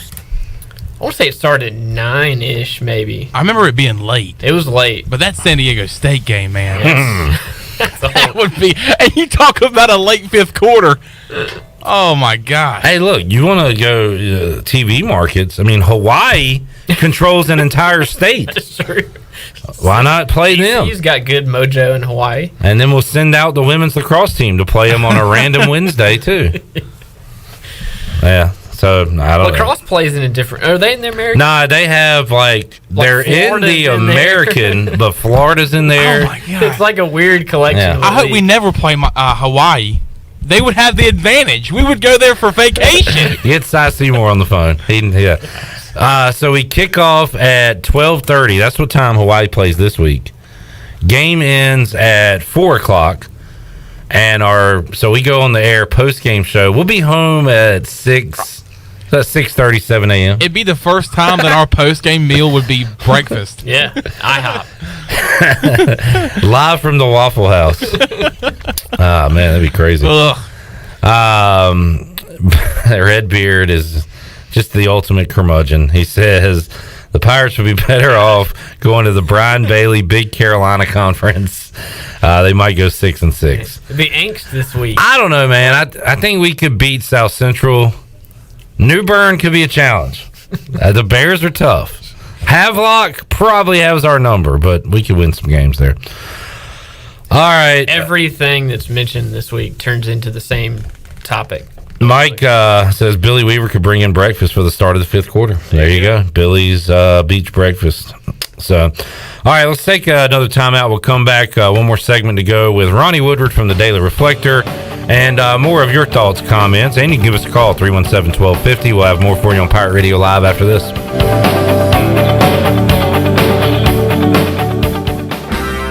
Hey Pirate Nation, this is Tom Brown from Brown & Wood Buick GMC Truck. We've been serving the Pirate Nation in Eastern North Carolina for 83 years. We have 4 brands, 3 generations, 2 showrooms, and 1 goal to make sure you leave a happy customer. This month at Brown & Wood, get a 2021 GMC Sierra and save over $3,500. As always, Brown & Wood is the home of the lifetime powertrain warranty on all new and pre-owned vehicles. We're located on Greenville Boulevard next to the Convention Center, or shop us online at brownandwoodauto.com. The Buccaneer Music Hall is your beacon of music in the land of pirates in ENC. Open 7 days a week. Plus, the Buck has live music every night, along with football. The Buck has a brand new 15-foot 4K screen, the only one in Greenville, and over 18 big screens with all your college and pro action. Sunday Fun Day will also be stocked with the biggest Bloody Mary and Mimosa bar, along with the NFL Sunday Ticket and food trucks out back. Check out the Buccaneer Music Hall. Open every day, noon until 2 a.m., with live music every night, and now football and food trucks during the day. Do you suffer from allergies, asthma, or any other sinus problems? Perhaps professional cleaning of your air ducts could help. Family owned and operated in Winterville for over 22 years, Carolina Quality Air was the first certified duct cleaning company in Eastern North Carolina. From residential to commercial, they can handle any size job, big or small, including our studios here at Pirate Radio. Carolina Quality Air uses a sanitizer that kills mold in your ductwork and over 100 viruses, including the coronavirus. Visit them online at carolinaqualityair.com. Other food delivery apps charge surprise fees, but Domino's is giving away $50 million worth of surprise frees, like free pizza, lava cakes, or cheesy bread when you order delivery online. And we found some unique ways to get the word out. Like shouting from the rooftop! Free cheesy! Screaming it! We even called Paul Revere. Free lava cakes are coming! Order delivery online and you could get a surprise free from Domino's. No purchase necessary. Open U.S. residents 13 and up through 11/21/21. Odds of winning are 1 in 14. See rules at surprisefrees.domino's.com for free entry, blackout dates, restrictions, and details. Hey Birdland, do you want access to every Orioles home game in August and September? Now you can with O's Unlimited. For just $40 per month, you can have month-long access to every game in August and September. The O's Unlimited Pass will give you general admission standing room only access throughout Oriole Park, including the Flag Court and Budweiser roof deck.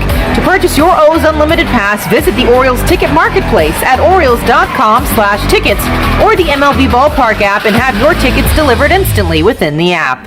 Warren's Hot Dog Pizza, homemade lemonade. Hey Pirate Nation, are you ready for some Warren's hot dogs? Warren's original Hot and Judy's mild sweet chili hot dogs have been the official hot dog of sports fans for over 30 years. Pick up a tailgate special this football season of 10 or more hot dogs for only $1.50 each. Warren's in Greenville across from Ron Ayers Motorsports and the new Chakawinity location next to the fire department. Warren's hot dogs. Want some? Get some. Go Pirates. Hey Pirate Nation, be sure you have the best comfortable shoes this tailgate season with a stop at Flea Feet. This is ECU alum Chris Lunyon, owner of Flea Feet of Greenville, and we provide solutions through one-on-one service to runners, walkers, and everyone in between. Flea Feet has the tools and technology to get you on the right shoe, including a 3D foot scanner that measures arch height, width, and more. Come visit us on Greenville Boulevard in the public shopping center right near the stadium. Be sure to run with us on Facebook and Instagram. Flea Feet, we run for you. Go Pirates! While you're sleeping, our whole hogs are slow cooking over wood to create that bite that Eastern North Carolina is known for. I'm Sam Jones, and for more than 3 generations, my folks have been the torchbearers for what whole hog barbecue is supposed to be. At Sam Jones, you'll find plenty of smoke, but no mirrors. Everything, and I mean everything, is made fresh daily, including our sides, sweets, and sauces. Come on over and see us at Sam Jones Barbecue, and I bet you'll be able to taste our passion in just one bite. Sam Jones Barbecue, Fire Tower Road. This is Big John Williams, strength and conditioning coach for East Carolina football, and you're listening to Pirate Radio, the voice of the Pirate Nation.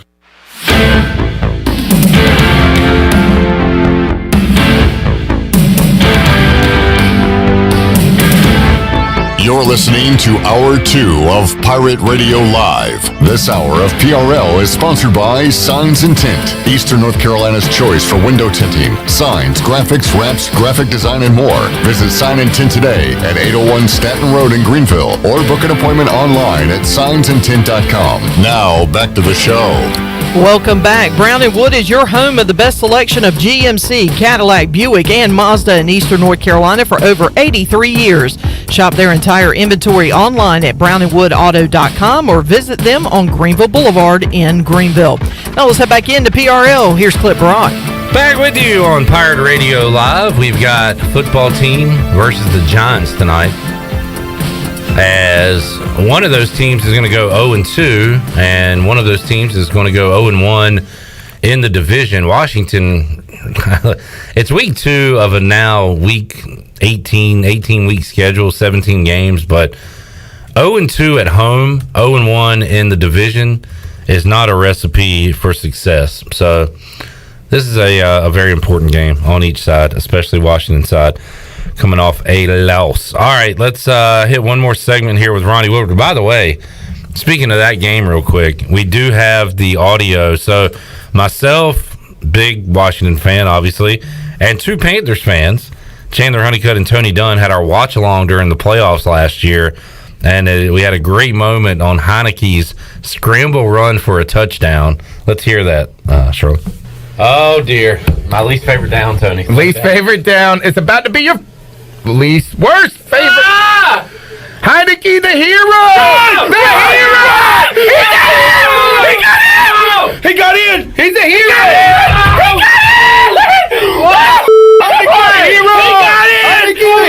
in! A lot going on there, Ronnie. There was. I was running around the studio. That was awesome. Chandler lost his mind. Tony Dunn, Heineke the hero. We need to recreate some of that magic tonight as Washington takes on the Giants. I don't like Michael Irvin being at the stadium. It's a bad omen already. So that's not good. All right, Ronnie, ECU Marshall. What's your gut telling you for this week? Oh man, I don't know. Well, are you all right? Yeah, I'm good. Right. I think they're gonna play well. I don't know if I can pick them to win. Marshall's a 10-point favorite. What side would you be on spread wise? I'd probably take the points. Really? So you do feel pretty good about this game? Sure. Do you? I think, yeah. I'd take the points. What is wrong with you right now? I don't know. You want to talk about something else? I mean, no. I'm trying to uncomfortable. Think. I'm just trying to think in my head. All right. Well, I asked for your gut, not your brain prediction. True. Okay. Well, yeah, there's 2 different things. Let's play word association. Just the first thing that comes to your mind when I say these words. Okay.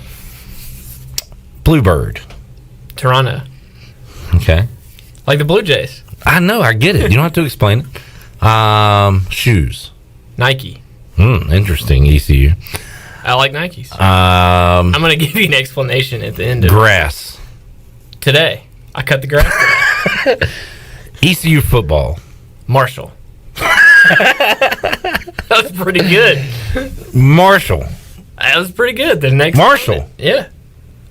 Oh. Mathers. Slim. Shady. ECU versus Marshall coming up this Saturday.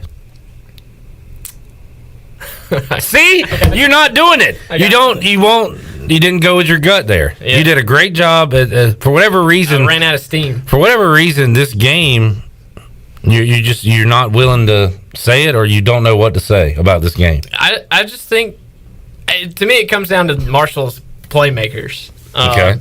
Which ones? They seem to have a trillion of them. Yeah, the tight end's good. The running back, they have one receiver who's got some big play ability. So, I mean, look, if Marshall hits on some big plays, kind of like App State did, it can go that route. But, I think does the ECU defense from last week carry some things over and do some good things. I think ECU is going to be able to score.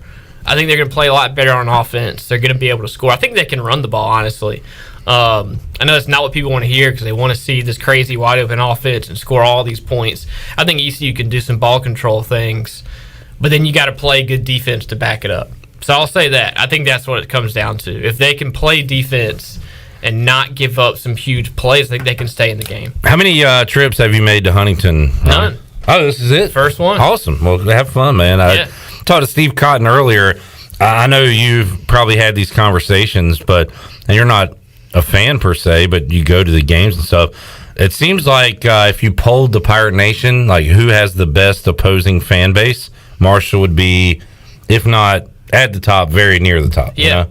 And the plane crash kind of ties them together. Yeah. It's hard to be hostile toward a program when you're connected through something that tragic, obviously. So, like, I get it. And again, I think it goes into they used to be in Conference USA. I think it's a good matchup against similar fan bases and styles and recruiting and all that. I think it makes a lot of sense that there's a general respect for like what each other does, because I think they're real similar in a lot of ways. Ronnie Woodward joining us. Ronnie, Kevin Monroe brought up a good point that we'll talk about this with Rick Smith. South Carolina had one thing they could do pretty well. Although, I guess Nolan hit a few targets here and there. Should have. That one receiver was good. Josh Van. They were pretty one-dimensional, though. Yeah. And ECU knew that, and ECU took advantage of that with a great defensive performance. This one's going to be trickier. That's why, if Marshall's on, like they have the ability to win by 2-3 touchdowns if they hit those big plays. But I also think, Mike Houston's kind of referenced it. Even Marshall's coach has referenced it. Navy's not good.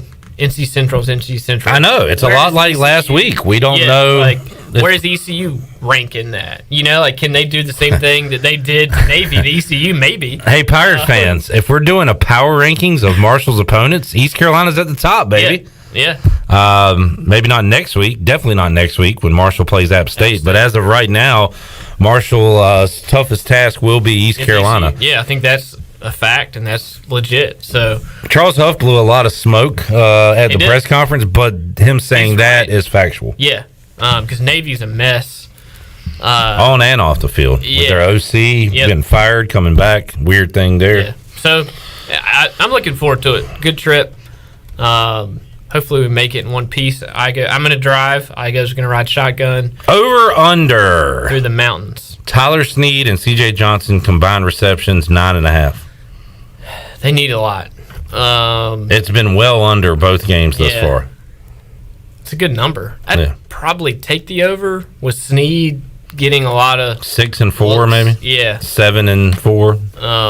But yeah, look, I think the receivers have got to do a better job. I don't think it's easy to pile on Holton. I get it, pile on the quarterback, but the receivers, they've got to make some plays too. Snead's had some moments.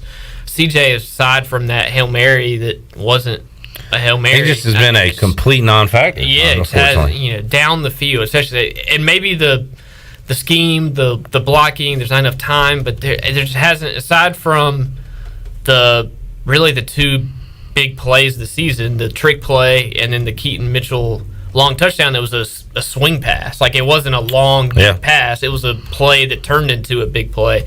There hasn't been many downfield shots, certainly, that have connected. So how do you do that? Do you have to block better? Do you have to get the right matchups? We'll see. But, I think the combination of running the ball and just trying to me, too, like, App State knows their guys, like their playmakers. Marshall with that running back and the tight end.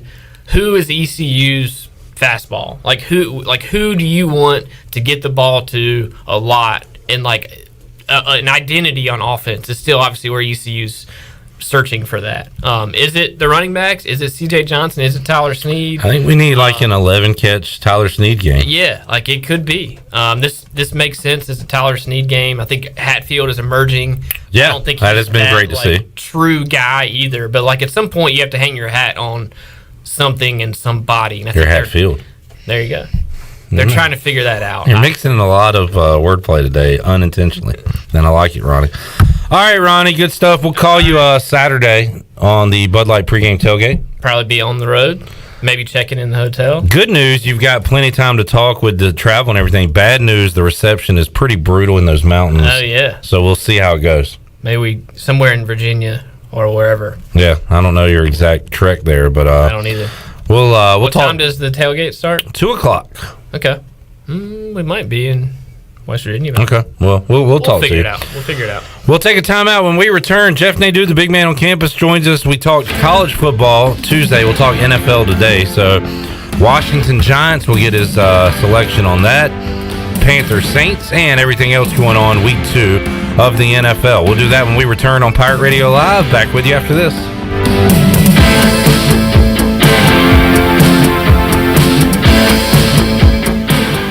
Hey Pirate Nation, Lindsay Gray here with Carolina Caliber. In 1960, my granddaddy started his firearm business right here in Eastern NC. Still family owned and operated, we have the area's largest selection for outdoor shooting sports and accessories and are one of the nation's top firearm dealers. At Carolina Caliber, we have everything you need from hunting, home defense, and personal protection, including a wide variety for ladies and youth. We buy, sell, and trade. It's a time-honored tradition. Visit us at Carolina Caliber on Fire Tower Road in Winterville. Well, the secret is out. CD's Grill has the best breakfast in Greenville. Start your day with a made-to-order breakfast Monday through Saturday at CD's Grill. Plus, you can enjoy lunch Monday through Friday. And their lunch specials are always a huge hit. Monday, it's barbecue chicken. Tuesday, pork tenderloin and gravy. Wednesday, chicken and pastry. Thursday, barbecue pork chops. And Friday, it's spaghetti. CD's Grill on Fire Tower Road in Winterville, near Evans Street. Stop by CD's Grill for the best country cooking around. If you are push mowing your yard using an inefficient lawn tractor or your current zero-turn spends more time in the shop than mowing your grass, it's time you look at a Hustler zero-turn lawnmower. Residential mowers from Hustler are built like tanks and drive like sports cars. All Hustler mowers have fabricated, welded steel decks. Don't settle on cheap units with flimsy stamped decks from big box stores. Come see Ronnie's Motorsports. It will guide you to the right mower for your property and your budget. Find us at Ronnie's Motorsports, Highway 11 north of the airport in Greenville. BMS Builders is your premier custom builder in Eastern North Carolina. With Blackwood and Mills Creek in Greenville, Dalton's Cove in Farmville, and Belmar and Ayden, these are just a few of the developments featuring BMS Builders homes. They can build the home of your dreams. Just ask Dr. Dennis Ross in Greenville or East Carolina football coach Mike Houston. They built their homes, and they can build yours as well. BMS Builders. Give them a call at 916-1578 for BMS Builders. Hey, this is Troy D., proud ECU grad from the class of 94. And if you know me, you know I love the 90s here at ECU. It was some of our glory days, including bowl games, the Peach Bowl, and even a March Madness appearance. Relive those days with my friends from Tailgate Classics. Tailgate Classics is a cool retro store with all types of merchandise, including the 90s ECU vintage tees and hats. Check out Tailgate Classics in person, 304 Evans Street, or online at shoptailgateclassics.com. Tailgate Classics, bringing back the throwbacks. Tired and sluggish? Down in the dumps? Or just have the blahs? Maybe you need to hydrate. Revive Health and Wellness on East 10th Street in Greenville offers IV hydration that can help you with lack of energy, improve your mood, assist with immunity, even fix a hangover. Locally owned and operated, the team at Revive Health and Wellness are experienced and licensed registered nurses that will assist you in preparing for your IV session. Call or text today with questions or to set an appointment with Revive Health and Wellness. 252-350-1805. That's 252-350-1805.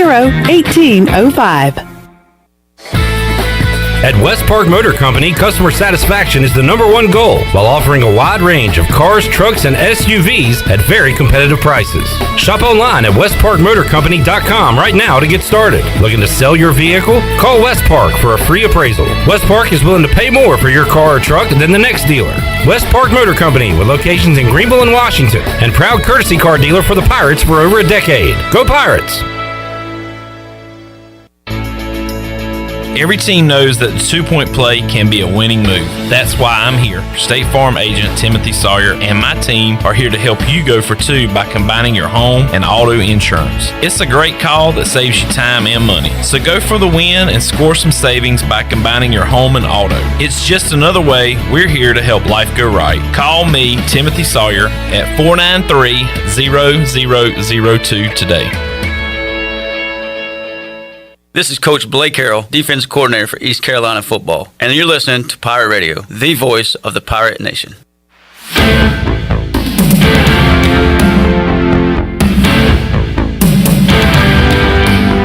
You're listening to Hour 2 of Pirate Radio Live. This hour of PRL is sponsored by Signs and Tint, Eastern North Carolina's choice for window tinting, signs, graphics, wraps, graphic design, and more. Visit Sign and Tint today at 801 Staten Road in Greenville or book an appointment online at signsandtint.com. Now, back to the show. Welcome back. Tommy's Express Car Wash. Come experience the difference at Tommy's. Now open at the corner of Greenville Boulevard and Red Banks Road.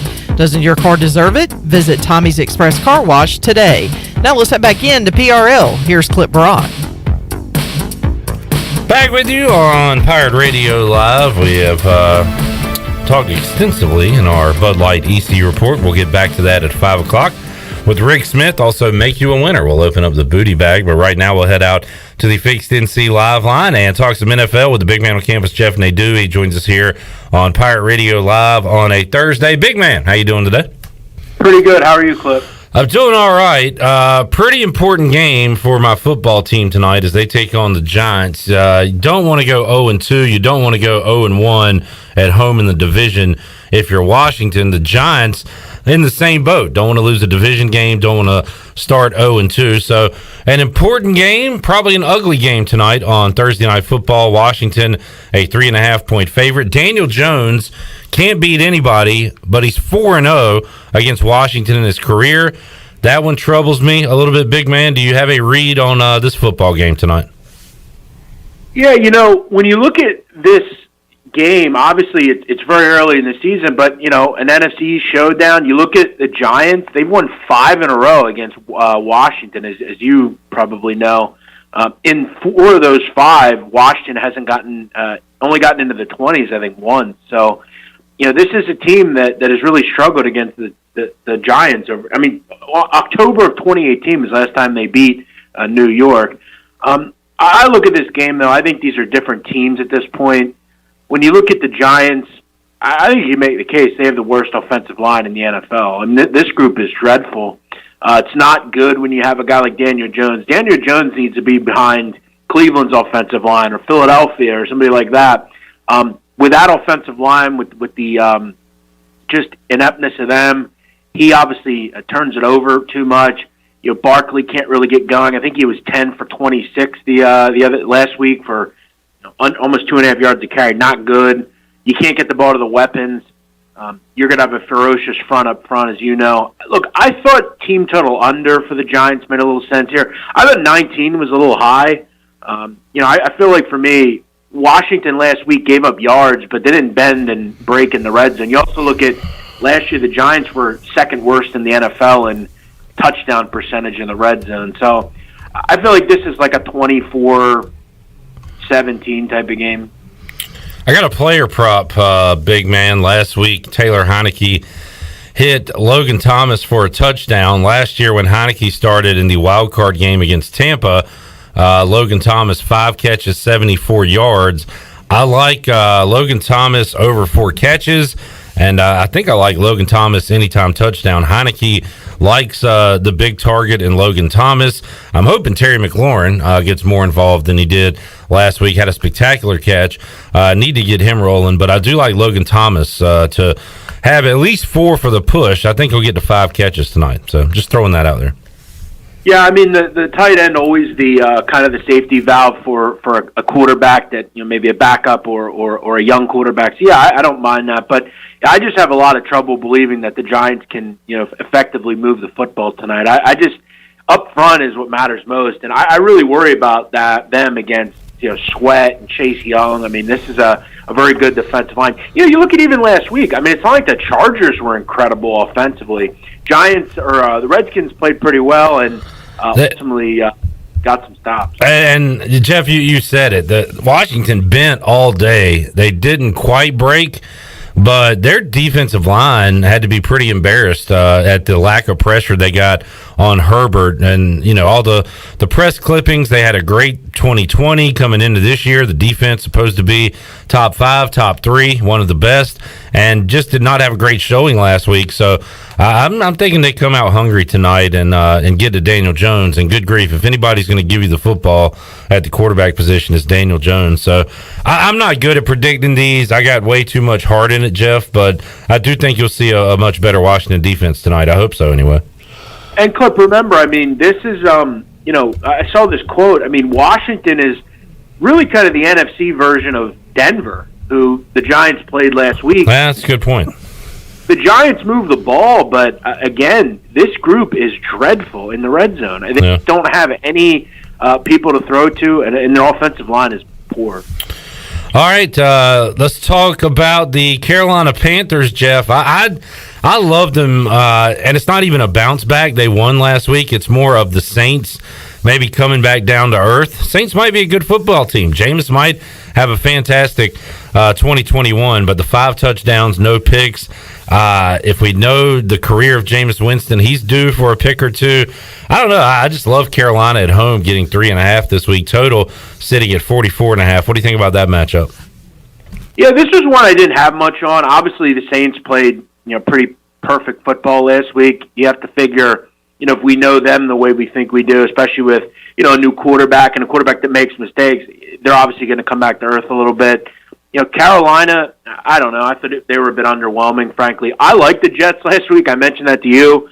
Ended up being the right number if you got the right number. But, I don't know, divisional game, obviously it's at Carolina. I'm not real impressed by Carolina's skill guys, really, outside of McCaffrey. I don't love Darnold either. So, week 2, this is a good week. But this is a game I didn't have much on. I felt like the line was a little short for the Saints. I feel like the Panthers maybe should be 5.5, maybe 6. I'd get and feel a little bit better. But yeah, you got to wonder. I mean, can the Panthers stop the run? Pretty good, front 7. But the Saints were able to really manhandle the Packers this week. They may have the best offensive line in the NFL. The Saints' offensive line is very good. I didn't have much on this. I feel like the line was a little short, to be honest. I feel like the Saints. Cowboys going out West Coast to play the Chargers. The Chargers have gone from a 3-point favorite to a 3.5-point favorite in this game. Total at 55.5. Boy, the Chargers, as we said, moved the ball up and down the field, just couldn't cash it in with touchdowns or with any points in a lot of their red zone trips. Maybe that gets corrected this week. Cowboys offense was humming against Tampa Bay.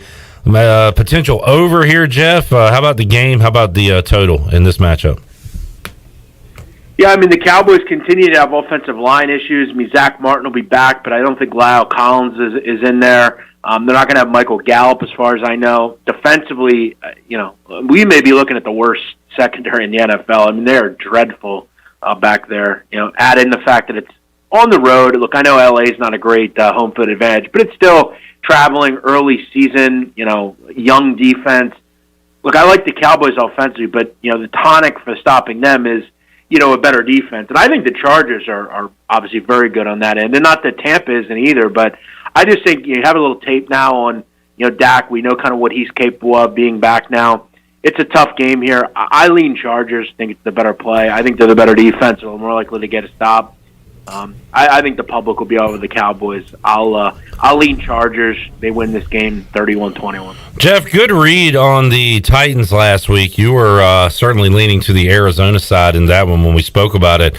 A couple of... Real quick. Yeah, go ahead. Funny enough, I actually played Sunday morning. I actually took the Titans team total, so I ended up actually losing ultimately because I played their team total. I didn't know if they would cover or what, but I thought their offense would move the ball. You should have listened to Jeff Nadu when he said if one team could make a stop in that game, it would be the Cardinals. But I bring that up, Jeff, because you got some bounce back opportunities in week 2 here. One of those is the Titans. Now, they got one of the toughest places to play in Seattle, but they are 6-point dogs. And another one I'm looking at is the Bills. They're minus 3.5, so they're road favorites in a division game against the Dolphins. But I got to imagine they're going to play a lot better, if not week 2, certainly at some point in 2021. So how about those particular teams, Titans, Bills? Do you see a bounce back in one of those games, both on the road this week?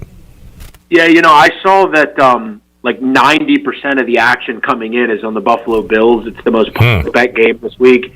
Look, road favorite, number hasn't moved at all. But you know what I have a feeling is going to happen in this football game? Let me tell you. I have a feeling Sunday morning, there's one team in the NFL clip that has been very vocal about certain players don't want to get a particular shot that we're supposed to all get, or at least it's recommended.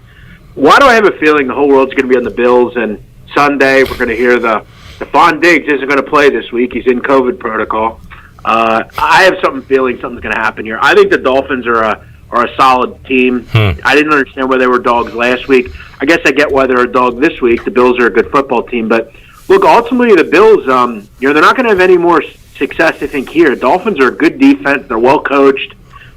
They're not just a walk all over anymore. They're a decent football team that I think can fringe make the playoffs. So I wouldn't have any interest in the Bills. As far as the Titans, Clip, I was surprised this number keeps going up. Open 4.5, hit 5, hit 5.5. Now it's up to 6. Yeah. I guess people just aren't in belief that the Titans' offensive line, that wasn't just a one-off game. I feel like they had better chemistry this week. I thought they were a good play. I thought they would win the game, frankly. So I'd be in on the Titans. I don't understand this whole one. Plus, weather doesn't look great up in Seattle as usual, and I'd rather have Derrick Henry than anyone the Seahawks are going to have. Jeff, let's talk about the big spreads real quick. I believe talking to you in the past, you might shy away from these big numbers in the NFL, certainly not in college, but Browns minus 12.5 against the Texans. You've got the Bucks minus 12.5 at home against the Falcons. And then Monday Night Football, the Packers are 11-point favorites against Detroit. You don't see a lot of double-digit spreads. You certainly don't see it a lot. 3 games in 1 week. So any of these you like? Stayaways? What do you think? Well, I think the one, if I had to if you made me pick one of them, I'd probably pick Tampa. But look, I'm going to tell you now, you're not going to make a lot of money laying double digits in the NFL. It's just not a good idea. Look, Tampa's secondary, I think, is touchy. Look, they didn't play well, the Falcons, last week, but they have some talent in the receiver corps. We know with Ridley and Pitts. The one that's kind of intriguing also is the Texans. Look, I like the Browns. I'm very high on them as a team, but, another group, they're not going to have Odell Beckham again. Laying double digits, defense is good. I don't think it's great. Texans can move the ball. I was impressed with Tyrod Taylor last week. They still have Brandon Cooks. They still have some guys. That kind of struck me as 31-20. I thought the number maybe was a little high. Yeah. I feel like the Texans can get into the 20s maybe and connect something there. As far as the night game, Monday night, I feel like if you're the Packers, you just have to hold your breath and play Packers team total over. Last year they scored 31 and 42 against the Lions. This is a Lions defense that is considerably worse. They just lost Jeff Okudah. They might have the worst defense in the NFL, frankly. So, especially of a Packer, the whole world's giving the Packers here. I'm really just going to look that they can score. I think they bounce back here. Tough to lay those big numbers. Jeff, did you get helped or hurt in the 49ers-Lions game where the Lions made that furious comeback, or did you not play that one at all?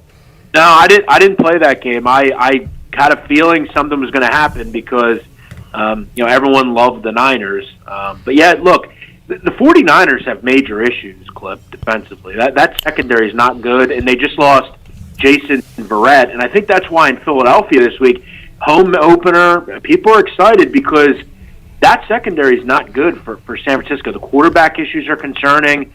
I don't love their skill position guys, so yeah, San Francisco had some real issues. They don't have Raheem Mostert. Their running back group is decimated right now. So Eagles +3, Jeff.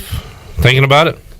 Yeah. I think they win the game. I think this Eagles team. I try to tell people. I think this team's legitimate, man. I really do.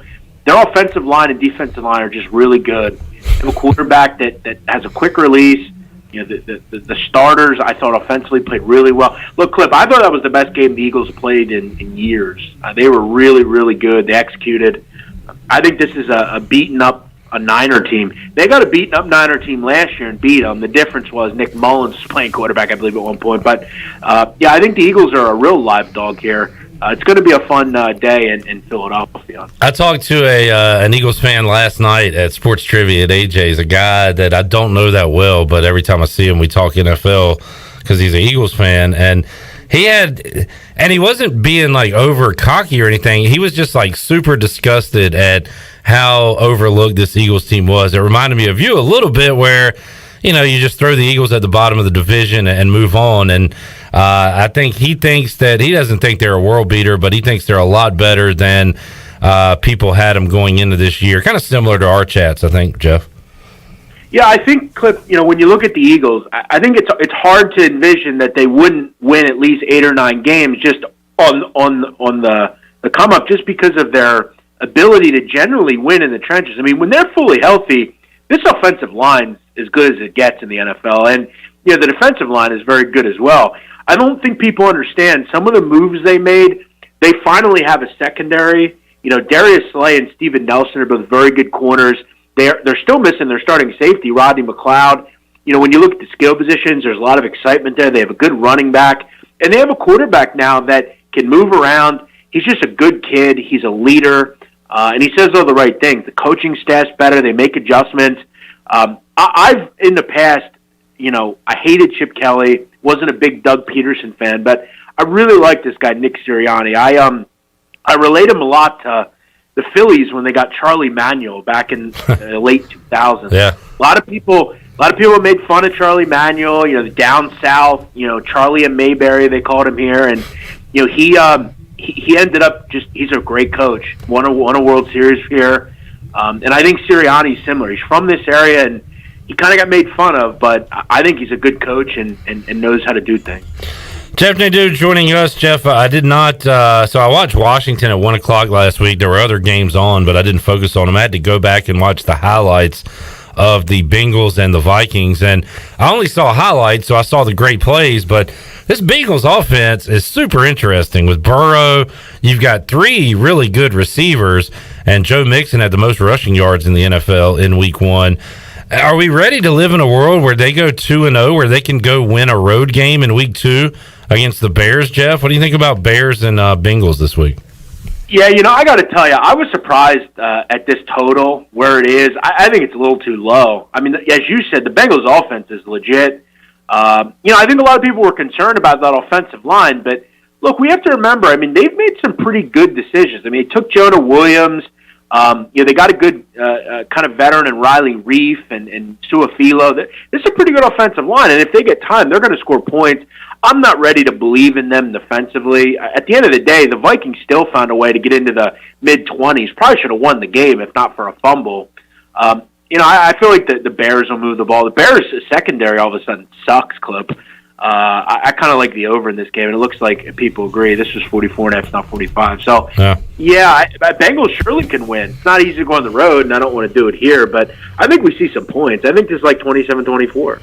Bouncing around with the big man. Have not talked Raiders Steelers. Steelers are a 6-point favorite. Haven't talked Rams Colts. Interesting game there in Indy with the Rams, a 3.5-point favorite. They looked really good on Sunday night. The Vikings play the Cardinals. Jeff, anything, and of course you got Chiefs Ravens Sunday night. Anything that we missed that you really like for this weekend? Yeah, two games that I have my eye on. You mentioned the first one, the Steelers and Raiders. This is a rough spot for the Raiders, coming off that emotional win, not once but twice at home, the way they won Monday night, short week coming back, going to go across the country. I'm going to say right now, Clip, this team has major issues. Josh Jacobs' turf toe problem continues to be an issue. Henry Ruggs probably not going to play. Their offensive line was already coming into the season with 3 new guys, not going to have Denzel Good. Richie Incognito may not play. Darren Waller is not going to get open like he did against the Pittsburgh Steelers. I hope he's hooked up on oxygen all week, Jeff. I don't remember a guy getting that many targets in a game. It's crazy. I think the Raiders are going to have some trouble this week. I think the Steelers at 5.5 looks pretty good. I also played this one already. That's Arizona and the Minnesota Vikings over 50.5. Cardinals are going to be one of the fastest tempo teams in the NFL. I don't think they're going to have any trouble scoring against these Viking corners. I think the Vikings offense opens up a little bit more. I'm not in belief that the Cardinals are good defensively. I think they had a good week on the defensive line against a Titans team with no chemistry. So I think that one's first to 28 wins. Love talking NFL with the big man. We talk college football on Tuesdays when he joins us, and we'll talk more college football Saturday as we'll have a segment with the BMOC on the Bud Light pregame tailgate. Big man, I'll talk to you off the air about it, but while you're here, I'm thinking is 3 o'clock a good time so we can kind of preview the 3:30s and talk about the night games on Saturday? That would be fine. Whenever you want, Clip, I roll out the red carpet for Pirate Radio and all of you, you folks. Hey, by the way, I want to give you some credit, Clip. I didn't mention this to you last week, but if I can for just a second, that first game, it seemed like you were on the air for like 12 hours that day. That was pretty impressive. I saw you. You were literally at like 1 a.m. still doing that call-in show with that other guy, Weaver, I think his name is. Yeah. You guys are troopers, man. Well, last week, Jeff, we went even longer. We just weren't up as late, but we did our 4-hour pregame starting at 8 a.m. Game ends, and our postgame goes over 3 hours because people couldn't stop calling, talking about how upset they were ECU lost. So it's a long day, but it's a lot of fun, Jeff. We love it, man. I appreciate it. I'll tell you now, if that was what was going on down there with that coaching staff, and they just can't find ways to win, if that were going on in Philadelphia, people would be banging on the doors of Philadelphia Eagles front offices demanding that something change. It has been rough to watch that ECU program. I know, I don't want to say any more, but it's ugly. Can they just win a game for once? We hope it gets better. I don't know if it will at Marshall. They look pretty good, Jeff. So. It's not going. Yeah, we'll talk about it Saturday with you, big man. You go to patreon.com/BMOC as Jeff is dropping videos. And once again, off to a great start to this football season, Jeff. So keep up the great work, man. Thank you, Clip. Talk to you Saturday. Appreciate it. There is the big man on campus, Jeff Nadu. He'll join us coming up around 3 o'clock on Saturday on the Bud Light pregame tailgate to talk college football. We'll take a timeout. Come back. Rick Smith, former ECU defensive coordinator, will join us. And from a defensive perspective, he's got a lot of good things to say about East Carolina and their opponent, South Carolina. From an offensive perspective, man, we'll get his take on what went down for the Pirates on Saturday against South Carolina and what's coming up against Marshall. We'll take a look at the herd as well. Coach Smith will give us the X's and O's when we return after this. The Rick House, Eastern North Carolina's premier American-style restaurant and bourbon bar, has great specials throughout the week, like $10 Tuesdays. Get 8 traditional wings and a draft beer for just $10. Wednesday night is date night, 2 salads, an appetizer, a bottle of wine, 2 entrees, and a dessert for just $55. Friday is smokehouse night with the best ribs and brisket around. Saturday is Italian night, featuring all of our made-from-scratch pastas along with 2 glasses of wine. And on Sunday is the legendary brunch from 10 to 2. The Rick House, 710 Red Banks Road beside the bowling alley in Greenville. Hello folks, this is Jamie Lane with Carolina Hardscapes and Mulch. We believe that making memories with your family and friends is what life is all about. If you have a dream of having a backyard patio, fireplace, pool, walkways, fire pits, or more, then Carolina Hardscapes is the place to call at 364-1201. You can stop by our outdoor showroom on Fire Tower Road across from Bostic Sugg Furniture. At Carolina Hardscapes, we look forward to making your backyard the place to be. Find us on the web at carolinahardscapesandmulch.com. Eastern North Carolina's choice for window tinting, signs, graphics, wraps, graphic design, and more is Signs and Tint. Signs and Tint is family owned and operated right here in Greenville, and their NC licensed electricians specialize in ceramic coating, vehicle wraps, and more. Signs and Tint offers 10% off for military and first responders. Also, make sure to mention Pirate Radio at checkout for a discount. Stop by their office today at 801 Staten Road or visit them online at signsandtint.com. There's no better time to drive away with a quality pre-owned car, truck, or SUV from Greenville Auto World. Greenville Auto World is your authorized rough country dealer. We specialize in lift and leveling kits along with custom wheel packages. Whether you're looking for ground clearance or enhancing the appearance of your vehicle, trust our team for your off-road experience. Greenville Auto World, 3840 South Charles Boulevard across from Hardee's at Bell's Fork, or online at greenvilleautoworld.net. This is Martin Truex Jr., and as a NASCAR Cup Series champion, I love one-stop shopping. When I need fresh tires or fuel during a race, my pit crew takes care of everything. Off the track, I have an auto owner's independent agent. They handle all my insurance in one place: car, home, life, and business. Get your own pit crew and find a local agency with auto owner's insurance. This is Norm Bryant with Town Insurance in Greenville. Call me today at 756-8300. Go Pirates. Hello, Pirate Nation. This is Bram Anderson from Tiebreakers, and we are excited to announce that we will be opening our second location in Winterville soon. Right now, our growing company is hiring team members for all positions for both locations. We need managers, bartenders, servers, cooks, and dishwashers. If you're looking for an opportunity to be on a fun and exciting restaurant team, then come see us today. Apply in person at Tiebreakers at Bells Fork. Check us out at tiebreakersnc.com. Hey Pirate Nation, this is Holt Nailers, and I couldn't do my job without my offensive line keeping me safe. Make sure your employees are safe by using ArcPoint Labs for your medical testing needs. From pre-employment testing to COVID test, ArcPoint Labs is there to serve Eastern North Carolina with accurate, reliable, confidential testing. Schedule an appointment at any of their 6 Eastern North Carolina locations or visiting them online at arcpointlabs.com. Go Pirates! Hey, Troy D here for my friends at Villa Verde. If you know me, you know I love being outside, but finding a good place to eat outside can sometimes be tough. Well, our pals at Villa Verde have fixed that. Not only does Villa Verde have awesome, unique, one-of-a-kind dishes here in Greenville, they also have a brand new outside dining area. And this outside area is sweet. It's covered, you're in the shade, and cooling fans are on. Enjoy the comfort and relaxation of dining outside with our friends at Villa Verde. Villa Verde on 10th Street, a platform for good. This is Pirate Radio, WGHB Farmville, 1250 and 92.7 FM Greenville, WDLX Washington, 930 and 104.1 FM Washington.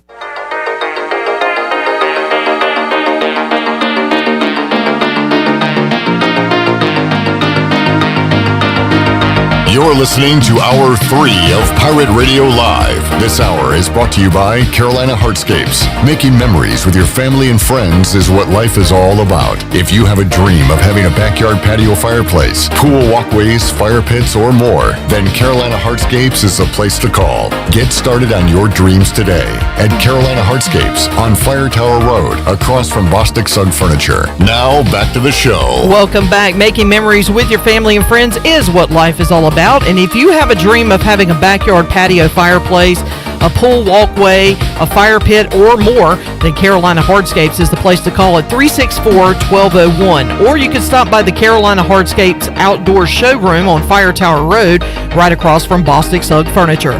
Get started on your dreams today at Carolina Hardscapes. Now let's head back into Pirate Radio Live. Here's Clip Brock. Back with you on Pirate Radio Live here on a Thursday, Hour 3. We'll make you a winner this hour. And we'll continue on our Bud Light ECU report as Coach Rick Smith joins us inside the Pirate Radio studios. Coach, good to see you again. Always good to be here. One day we'll get to talk about a win. It's going to be a lot of fun. Hey, man, I thought First thing you said when you walked in today, we should have won that game. We should have. Had a lot of opportunities and just couldn't get it done. Let's start with the positive, Coach, and you have a critical eye when you look at defenses play. ECU, a big jump from week 1 to week 2 defensively. Now, they played a lesser offense and a lesser QB, but still a good performance by the Pirates defense on Saturday. Well, you know, I know every year I would set goals for the defense. Okay, this year, you know, at the end of the year, we want to average giving up no more than this many points. And you would think if you hold a team to 17 points, you'd win this day and time. You know, I saw some positives on the defense. I saw a lot of gang tackling.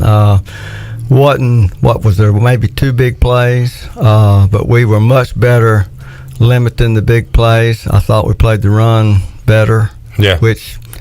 Hey, look, this is a team. They had a 1,300-yard rusher last year, and to hold them to just over 106 yards, that's a major plus. You mentioned tackling, Coach. Shirley, I want to ask Coach Smith something off this, but Blake Harrell, 9, was asked about the tackling. That was an issue week 1. It got better week 2. Blake Harrell talked about if he was pleased with the tackling in week 2. Cut number 9. Oh, okay. Shirley's got to pull it up real quick. Well, I'll go ahead and get your thoughts on it. Did you see improvement in the tackling department? Because that was a concern after week 1 with App State. I don't believe you can tackle well in a game if you don't ever tackle live at practice. I mean, and that was kind of what got Scotty Montgomery. Yep, we talked about that a time or two during that era. All right, Shirley, you got it ready? All right, cut 9, Blake Harrell, tackling. I did. You know, about 55 of the 65 snaps, I thought we did a really good job of it. There's a few snaps in there that we got to keep cleaning up. But I thought we did a much better job just, you know, getting downhill at second and third level and getting where we're supposed to be there.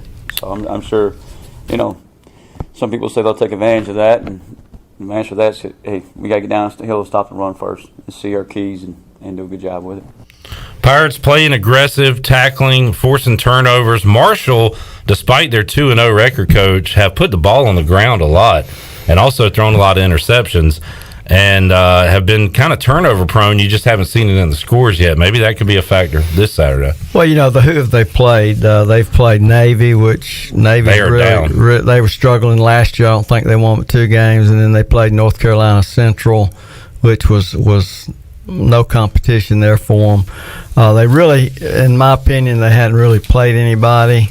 But I will say this: it's always tough to go to Marshall and win. I was looking at something on them today. Their winning percentage at home, I think over the last 10 years, is like 85% of the time they win at home. And I've been there a few times in my career, and I think I've probably coached up in that stadium 5 or 6 times, and I can't remember winning but once. Well, in this recent history of the series, ECU would get them here and lose there. That was kind of the trend. Yeah. Even when we had really good teams, you would go up there and it'd be tough. And it's really not that tough of a trip. I mean, but it's just a tough place to play. They're very loud, and it's just a tough place to play. One thing I want to ask you about the tackling and East Carolina stripping at the ball, trying to force turnovers. Did it change throughout your career, Coach, where it went from just tackle the guy to not only tackle the guy, strip the ball out, punch the ball out? It seems like there's an added emphasis to that over the last 10, 15, maybe 20 years. Did that change your teaching of how to tackle, how to get the ball out, or was it similar throughout? It's been similar, throughout. We always tried to teach, like if you're coming up behind the kid, to try to wrap with one arm and punch with the other, or club down and grab around. Of course, anytime you're tackling from front, you always want to put your chin on the ball, and try to knock it out with your headgear. That's dangerous if he hits the crown. Yeah, you got to bow your neck and get your eyes up. But we were at when I was at Tulane. Those 3 years, the first year we led the nation in interceptions with 27, and that's always been one of my strong points as a D coordinator, was always talking about turnovers. And the way I approached it was normal game, your offense is going to get 12 opportunities. Your team, the other team's going to get 12. Well, if you get 3 turnovers, you just limited them to 9, and you just gave your team 15. So if you got 15 opportunities and they got 9, you ought to win. The weird thing about this game, you went over the stats. It's a mirror image of each other, and East Carolina won 2 very crucial categories, turnovers and penalties, and won penalties by quite a lot, but still lost the game, Coach. Usually if you win those, you're going to win a lot of games. I was shocked that we only had 3 penalties when you watch the game. Yeah. But they had 8 penalties and we had 3, which is another reason you say we should have won that game. It felt like opportunities were there. Now, one stat category we didn't win was passing yards, and Holton Naylor's really struggling, Coach, with 70 and passing yards in the 70s. That's just not getting it done. I mean, again, you have a critical eye on defense. Any thoughts on the Pirates' offense and how we can get that thing rolling right now? Well, you just can't. 12 3-and-outs. That was the stat. I hadn't even looked at that on the UB stat sheet. You brought that one up to me. I mean, that's only 36 plays, and you figure that might just be 12 passes. And you said possessions were pretty even, right, for both teams? I think they're both like 15 or 16. Both apiece. But the 3-and-out, I mean, how many plays does that add to their total when you go 3-and-out like that? Yeah. You get the defense right back on the field, who's playing a pretty darn good game. So. I was kind of shocked when I saw that stat. I didn't realize that we were that bad on offense. And you got to play all 4 quarters, Coach, but some of those are coming when you're up like 7-0, 14-0, and you can really extend that lead and not end the game. But South Carolina's offense, if you get up 3-4 scores, they're not coming back. They had a chance to really put them away in the first half and just didn't do it. Yeah, that's true. we just didn't play well. And I think when the game was over, I told my wife, I said, South Carolina will not win a game in the SEC.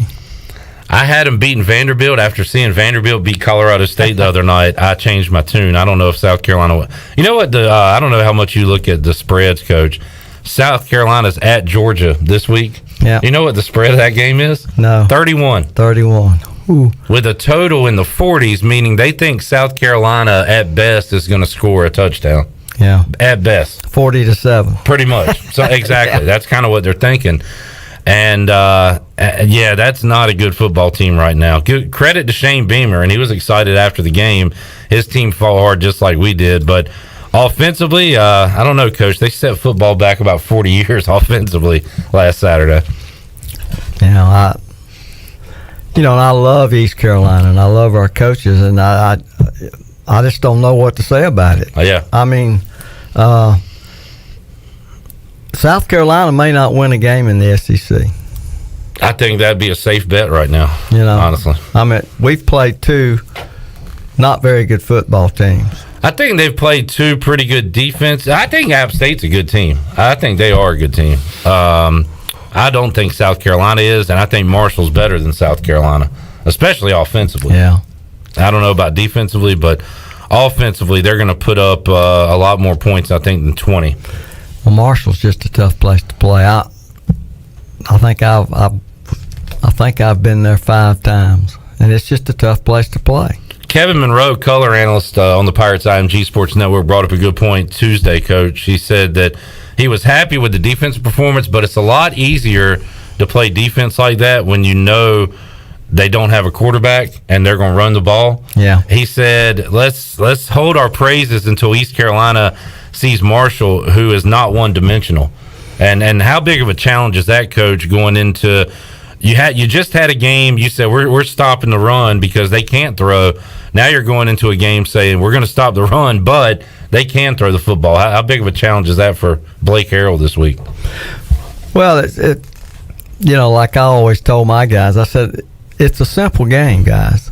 Let's don't make it complicated. It's either a run or it's a pass. Or a pass. It's a run or a pass. Now, the team that can figure that out the fastest usually wins. But to win, we're going to have to stop the run. And you got to eliminate big plays. How many big plays did they have last week? I know they had 2 passes for over 40 yards. Make them earn it. Yeah. Every time they run the football, you want it to be less than 3.3 yards. Shirley, do you got Blake Harrell too? Because it kind of goes back to what Coach Smith is saying. He said he was asked, does the game plan change or is it still stop the run first? Here's what Blake Harrell said. It doesn't. I mean, at the end of the day, we want to, stop the run. If you don't ever stop the run, then you're on your heels all the time. And that's last week, that's week 1, week 2, week 3, every week this season. It'll be the same. And then you get them in second long, third and long, and give yourself a chance, and that's winning first down, whatever that may be. Now, these guys may throw it on first down, so you still want to win that. But we got to be run sound first. You may put a few calls in there where, hey, you want to cover up some guys and double some guys up, do some things there, but you still got to make sure you get downhill, trigger against the run, and that's got to be our number one emphasis, whether it's Marshall or whoever may be playing. All right, Coach, until the end of time, no matter how high-powered these passing offenses get, it's still the same thing. It's stopping the run, right? Well, so far, Navy has they've ran the ball 70 times this season.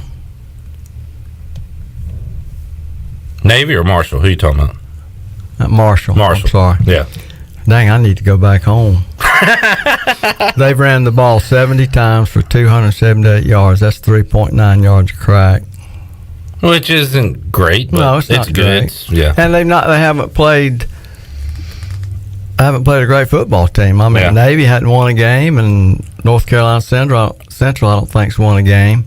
I'm kind of basing Marshall off what they were last year, which they started 7-0, Coach. They were top 15 at one point, and then lost their last 3 and got rid of Doc Holliday and brought in Charles Huff.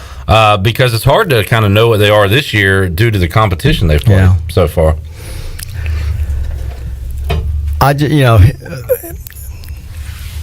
He's going to come in. Well, we're going to go up there, and it's like any time you go. I mean, you're gonna have to. When you go to Marshall, you better stop the run. And he is a running backs coach. Yes. And I don't know. Did you see their box score last week? They had 6 different guys run the ball other than the quarterback, and nobody had more than 8 carries. It was like 8, 7, 8, 6, 5. So they're using a lot of different guys back there to run the ball. I didn't know that. I didn't notice that when I, broke them down.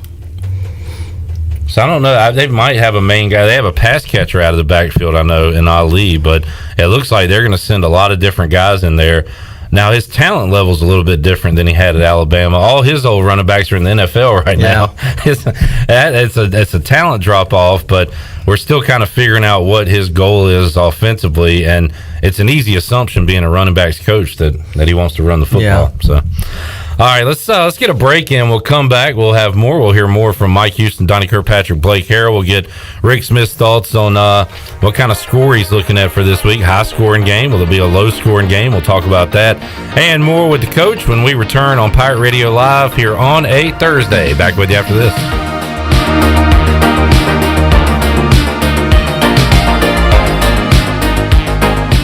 On Saturdays, your team needs you. Your sofa needs you. And you need a Jersey Mike's sub. Get it all with free Saturday delivery when you order through the Jersey Mike's app. Jersey Mike's, a sub above. This Saturday, while you watch the game at home, we're watching the grill at Jersey Mike's. Order through the Jersey Mike's app for free delivery on Saturdays. Unless you're going to miss hearing this. Jersey Mike's, a sub above. At US Cellular, we believe you should get more of the latest 5G technology for less of your hard-earned money. Right now, get up to $1,200 off any 5G phone. The choice is yours. Any of our 5G phones with no trade-in or hidden fees. US Cellular, America's locally grown wireless. Terms apply. See uscellular.com for details. Now that life is returning to normal, we have found a lot of good things that came from the pandemic. One of them is not having to go to the wireless store anymore. The Cellular Warehouse team has been in the business of delivering phones to your home and office for 20 years. People found out about our free delivery service and love the ease of getting a new phone, tablet, or hotspot. Call Toby Williams today at 252-799-7051 so you can start experiencing the joy of never going to a wireless store again. Cellular Warehouse, your local U.S. Cellular authorized agent. Pirate Nation, the newest sports bar is Quarters Bar and Grill, offering gourmet burgers, hot dogs, and wings with unique flavors Greenville has never seen. Pirates like to drink too. Quarters Bar and Grill offers a selection of 10 beers on tap and over 50 different craft beers. Come check us out at Quarters Bar and Grill, open Wednesday to Sunday, 11 to 11, located at the shopping center next to Krispy Kreme. Check us out on Facebook and Instagram and be on the lookout for Quarters Cash hidden around downtown Greenville. Quarters Bar and Grill, the plunder never tasted so good. We know that juicy, cheesy, grilled to perfection burger sounds amazing, but it does sound like something is missing. Pepsi, baby! The yin to this burger's yang. Burgers and Pepsi go together like burgers and Pepsi. This perfect blending of flavors makes every bite of lettuce, every sesame seed on the bun, and every sip of that crisp, refreshing, ice-cold cola a journey to Foodtopia. Burgers, better with Pepsi. That's what I like. Is that the sound of an ooey gooey cheesy crunchy slice of P-I-Z-Z-A? Obviously, but as good as that sounds, we think it can get even better. Oh yeah, that's the sound of a freshly opened fizz-filled Pepsi. The only thing that can take this flavor medley of crunchy dough, mouth-watering cheese, and savory sauce to the next level. How about another bite? Pepsi and pizza sound like a match made in heaven and taste even better. Pizza, better with Pepsi. That's what I like. I can't live another day without air conditioning. Either you get it fixed or I'm out of here. What? We have fans. Come on, hon. It's not that bad. I am hot. The kids are hot. Even the dog is hot. Get the AC fixed or get a new train system installed. Fine. I'll call Delcor, the service professionals. Is that okay, babe? Yes. Just do it. Like now. Replace our old system or else I may replace you. Okay. I'll call today and get a new train system because, it's hard to stop a train. Mom, are you really going to replace Dad? No, he just needs to know who's boss around here. You're the boss, Mom. Right now, get $50 off your AC repair by mentioning the code #BeCool. Or go to DelcorINC.com for special trade financing offers. Delcor, the service professionals and marriage savers. This is Tim Doust, ECU Football Special Teams Coordinator, and you're listening to Pirate Radio, the voice of Pirate Nation.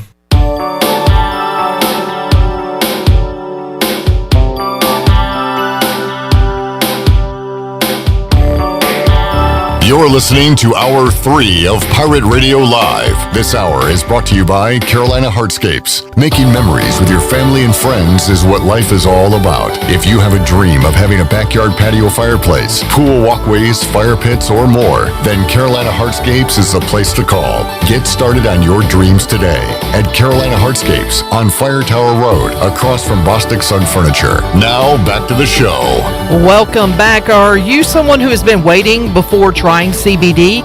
ENS Hemp is the area's leader in CBD, and they want to educate you on how their products work. Get relief from stress, anxiety, fatigue, pain, and PTSD today at ENS Hemp on Fire Tower Road near Sam Jones Barbecue, or you can go online at eshempcompany.com. Now let's head back into Pirate Radio Live. Here's your host, Clip Brock.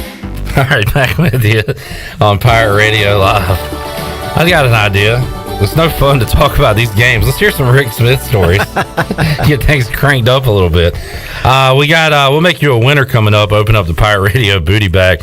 First, before the story time, Coach, I was curious. So we're 2 weeks into the season, and we already got a head coach fired. Clay Helton fired at USC, and they're saying, who's next there?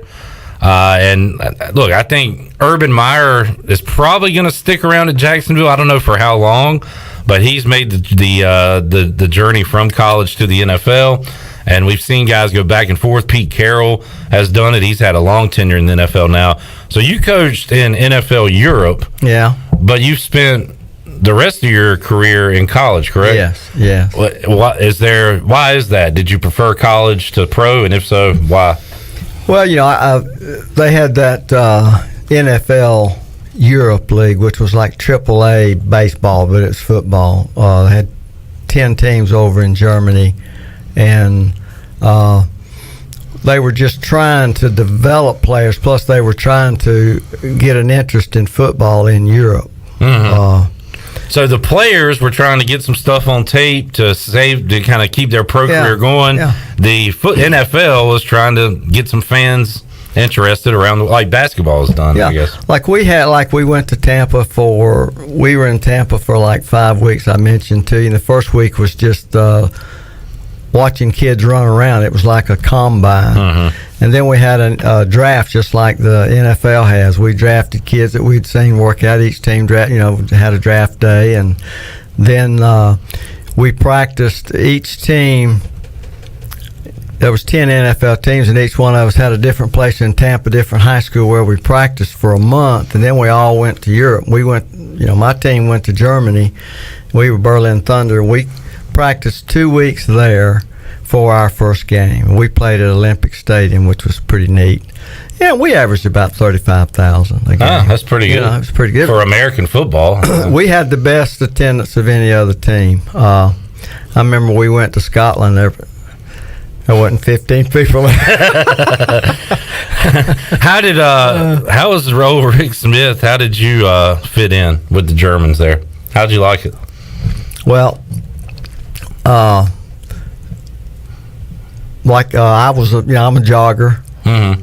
and like in Germany, they had like all million sidewalks. Every street has sidewalks, and like they're pavers, and there's red pavers and there's white pavers, and the joggers are supposed to be on one particular lane, Okay.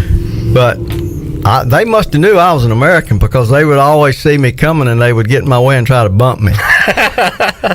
They were going after you. And, I always ran with Steve Logan because Steve Logan was our quarterback coach. Oh, okay. Great story with Steve, because Steve and I'd be running side by side, and he'd say, the next such and such that gets in my way, I'm running over the guy. And Steve he's not real, he's tall but thin. And sure enough, next guy that got in his way, he bumped him pretty good, kept on going. And I said, oh, we can outrun them. You guys are causing international incidents over there, Coach. How about that? Yeah. Steve Logan, I bet you got some good Steve Logan stories. Yeah, Steve's a special guy. Did y'all have a lot of wine over there? Isn't he a big wine guy? Well, first week we're in Germany. I'm in my room. Of course, you don't have air conditioning. It's real cool. You know, I had my window open, and I'm sitting around in my underwear and a T-shirt. Somebody banging on my door. And hadn't had much time to really meet the other coaches on offense or anything. And it was Steve Logan in a T-shirt and his underwear with a bottle of wine. He said, boy, it's time we got to know each other. We both East Carolina guys. There you go. So, you know, we had a few wines that night. And what year is this, Coach? Oh, it was, golly. So Logan was done here in the early 2000s. You were here in the mid-2000s. Yeah. So was it after that? I can't remember. I got to look at Rick Smith's Wikipedia page to find out. He was at so many places. But it was it was great. Yeah, Steve Logan's a great human being. I know some people may not like him, but I'll tell you one thing about Steve. He doesn't hold anything in. Kind of similar to you, right? Well, he's worse than I am now. He'll tell you right to your face what he thinks. Okay, this is right before you got to ECU. 2004 Berlin Thunder. Yeah. And then you were brought on with Skip and Greg Hudson and okay. So that was pretty close. That was a couple years after Steve Logan was fired from East Carolina. Well, actually, I was in Germany coaching, getting ready for my second year in Berlin, and Greg Hudson called me. There you go. And said, I told Skip that I wasn't coming to East Carolina unless he hired Rick Smith. And Skip said, who in the hell is Rick Smith? Because Skip didn't know who I was. And Greg said, just remember that I'm not coming if he doesn't come. Where did you coach with Coach Hudd at previously? Cincinnati. Oh, okay. All right. I see there. Yep. So you were the defense. That's right. You were the DC there. He was what, linebackers or? I was hired there. And when Coach Minner hired me, I said, now, I'm hiring, if I take the job, I get to hire my defensive staff. He said, sure, no problem. Well, he hires me. I got no coaches. And I get there, and in walks Greg Hudson. And I didn't know who Greg was. Oh. He said, I'm Greg Hudson. I'm the running back coach here. I don't want to coach running backs anymore. I want to coach linebackers. And I said, well, let's talk. So we talked, and I found, he played linebacker at Ohio State, and we got to talking that night. We went and down to the local pub and had a few. Sounds like that's how you get to know your coaches, Coach. I see a theme here. So he was my running back coach, and then I had an old friend call me about my corners coach. He's now the head coach of the Pittsburgh Steelers. Mike Tomlin. The second longest tenured coach in the NFL, I believe. Well, him, Sean Payton, and Belichick are the longest in the NFL. And Mike had never coached the secondary. He was a wide receiver at William and Mary. So he about drove me crazy. I spent like 14 or 15 straight nights talking football with him after, from 5 to midnight. But that was a great staff. After every game, we'd go to Greg's house, and it was. And Keith Willis was my defensive line coach, and Keith was young. I mean, I'm in my 50s then. Greg was like 30. Tomlin was 26, and Keith was like 29. I mean, I was like their dad. That staff was a lot of fun. The old coaching fraternity. Talking to Rick Smith here in the Pirate Radio studios. Coach Smith told me, I asked him, did he go to the game on Saturday? And you said you watched it at home, right? The previous game. But you did have a story about last time you were at Dowdy Ficklin Stadium. I want to hear that if you don't mind telling the audience. I don't mind telling. Okay, we'll get to that. Stick around for that. But right now, Shirley Rhodes, let's make somebody a winner. Booty, booty, booty, booty, booty everywhere. Booty, booty, booty, booty, booty everywhere.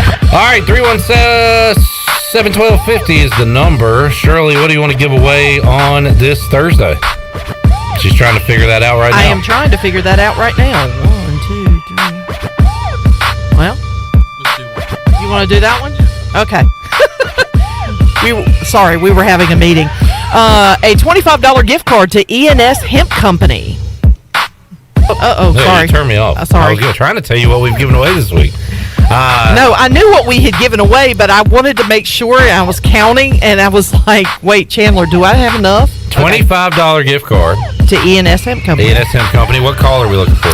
I'm going to go with, let's do caller number 8. Caller 8, 317-1250. You'll be a winner. We got more stories from Coach Smith. Also, we'll see if he'll give us a score for ECU Marshall coming up this Saturday. That and more on the way when we roll on after this. Hey Pirate Nation, this is Tom Brown from Brown & Wood Buick GMC Truck. We've been serving the Pirate Nation in Eastern North Carolina for 83 years. We have 4 brands, 3 generations, 2 showrooms, and 1 goal to make sure you leave a happy customer. This month at Brown & Wood, get an all-new 2021 GMC Terrain and save over $4,500 or 0% financing for 72 months. As always, Brown & Wood is the home of the lifetime powertrain warranty on all new and pre-owned vehicles. We're located on Greenville Boulevard next to the Convention Center, or shop us online at brownandwoodauto.com. Save lives, be a hero, and make $1,000 your very first month donating plasma at Grifols Biomat USA. At Grifols, it adds up fast. New donors can earn up to $1,000 in your very first month. It's the easiest way to make extra money. Start now at Biomat USA, 505 South Memorial Drive, Greenville. Find your donor center at grifolsplasma.com. Make up to $1,000 in a month and save lives now at Grifols Biomat USA. A better donor experience and better pay. Pirate fans, get ready for a winning season and team up with Quality Equipment, your local John Deere dealer and proud sponsor of the ECU Pirates. When you do business with us, you'll get things done right. We're proud to offer a large selection of new and used John Deere equipment, a fully stocked parts department, and a highly trained staff who is here to support you throughout the life of your equipment. So get quality done right before every ECU game day and visit qualityequip.com. Ooh, look at all that Parmesan cheese on that papadilla. Our freshly folded flatbread filled with juicy meats and melted cheese now has a crunchy, toasty outside. Now that's what's poppin'. Order today at papajohns.com. Hey Pirate fans, order the new Parmesan Crusted Papadilla for only $7. The new Parmesan Crusted Papadilla is an MVP move for game day or any day. Place your order online at papajohns.com and sign up for Papa Rewards. Papa John's, the official pizza of the ECU Pirates. In studio with Gloria from Kinetic Physical Therapy. Gloria, what is cryotherapy? Cryotherapy is when your body is exposed to extremely cold but therapeutic temperatures for several minutes. It has many benefits, including decreased pain, decreased inflammation, increased energy, and improved overall wellness. That's why at Kinetic Physical Therapy and Wellness, we offer a wide variety of services, including cryotherapy. So whether you're an athlete or whether you just want to give your health a boost, cryotherapy will help to ensure that you're feeling great and living well. So come chill with us and you'll be back for more. Guess what, Greenville? Calzones are back. Community Calzone is the only restaurant in town specializing in calzones. Choose from over 50 different calzones, or you design your own with unlimited options, including vegetarian. Community Calzone also features wings, huge salads, and more. Plus, they deliver to almost everywhere in Pitt County. Located on Greenville Boulevard next to Ashley Furniture Warehouse, they're open for lunch, dinner, and late night for dine-in, pickup, or delivery. It's Community Calzone. Blue 42! Blue 42! Unlike football, life doesn't take a timeout, and anything can happen at any time. Unfortunately, anything isn't always a good thing. You need auto and life coverage, and agents. There for you 24 hours a day, 7 days a week. You need North Carolina Farm Bureau insurance. Timeout? Not even in our vocabulary. Pirate fans, call Brian Coleman or CJ Messerly at 756-3007. North Carolina Farm Bureau Mutual Insurance Company. Farm Bureau Insurance of North Carolina, Inc. Southern Farm Bureau Life Insurance Company, Jackson, Mississippi. An independent licensee of the Blue Cross and Blue Shield Association. Hello, Pirate Nation. This is Jamie Cuccinella, inviting you and your family to come by Cuccinella's Pizzeria and Italian Ice. Cuccinella's has been serving our special family recipe New York-style pizza since 1932. We think you'll taste the difference in just one bite. When you come in for a pie, don't forget to try our house-made Italian ice or gelato. We make small batches every day from scratch with all fresh ingredients. Cuccinella's on Old Tar Road across from Plant and See, Cuccinellas.com, and on Facebook and Instagram. Pirate Radio. We'll strap it on with anybody, anywhere. It doesn't matter. I know this. I want to win or lose with the group that we have in our locker room. The voice of the Pirate Nation.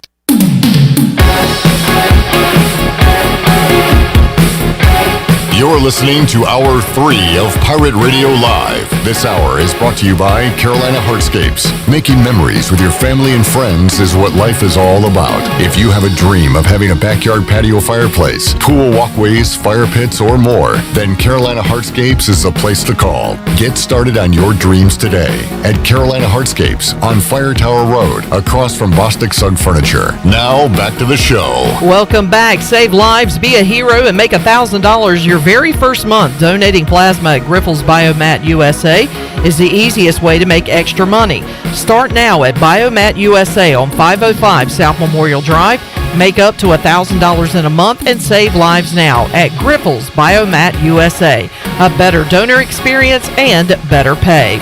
And congratulations to May Hodges of Washington. Picked up a $25 gift card to ENS Hemp Company.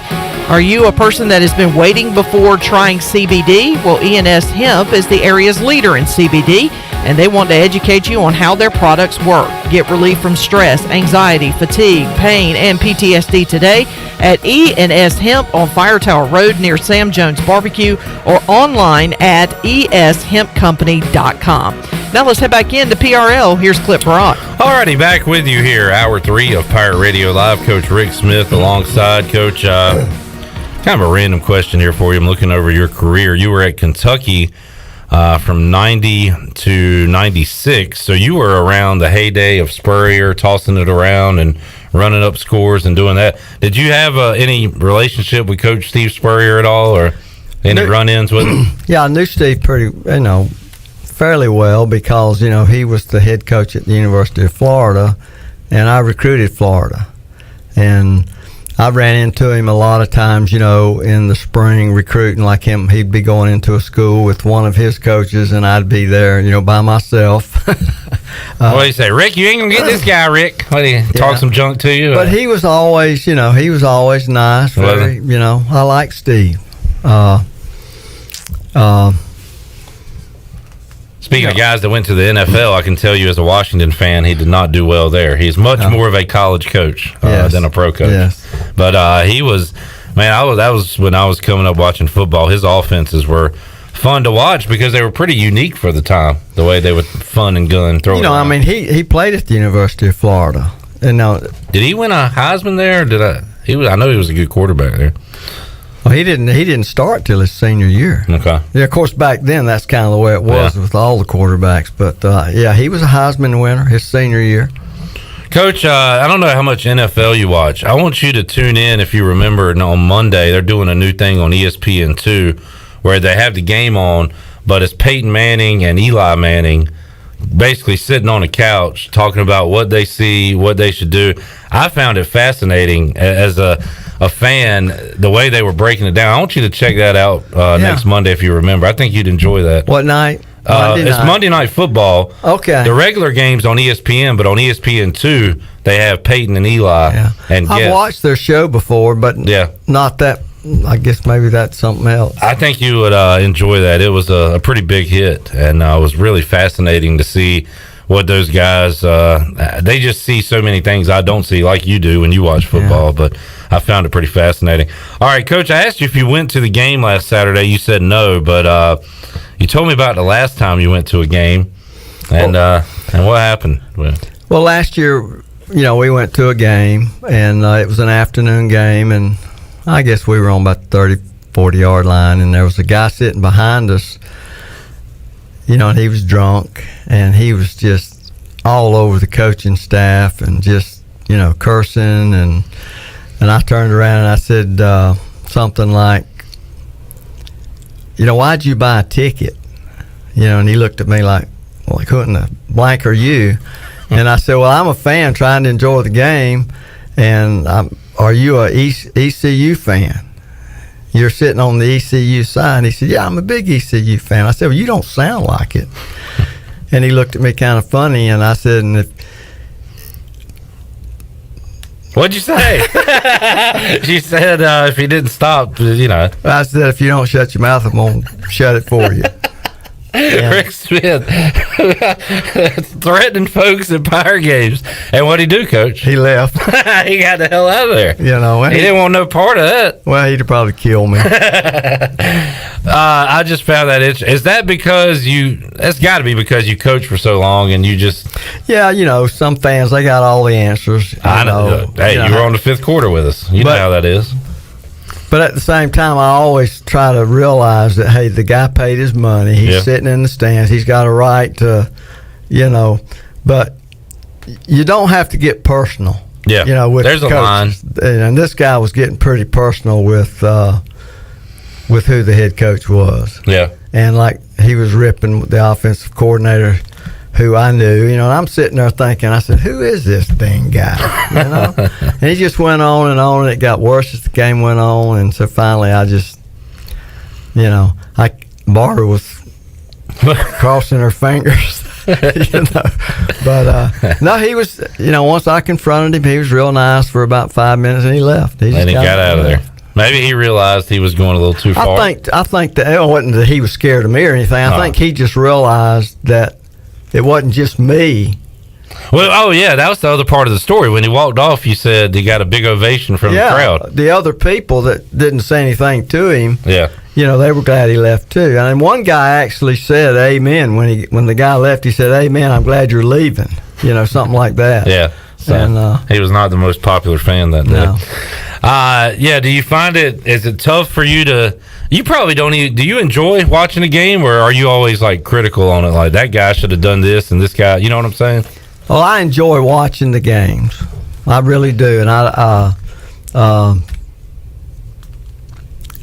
sometimes I'll take notes just so I can remember why did they lose the game. Yeah. But overall, you still enjoy watching a football game. And I have my favorite teams. I see every East Carolina game. Well, I was going to say, looking at your resume here, obviously Alabama's the best team you were a part of.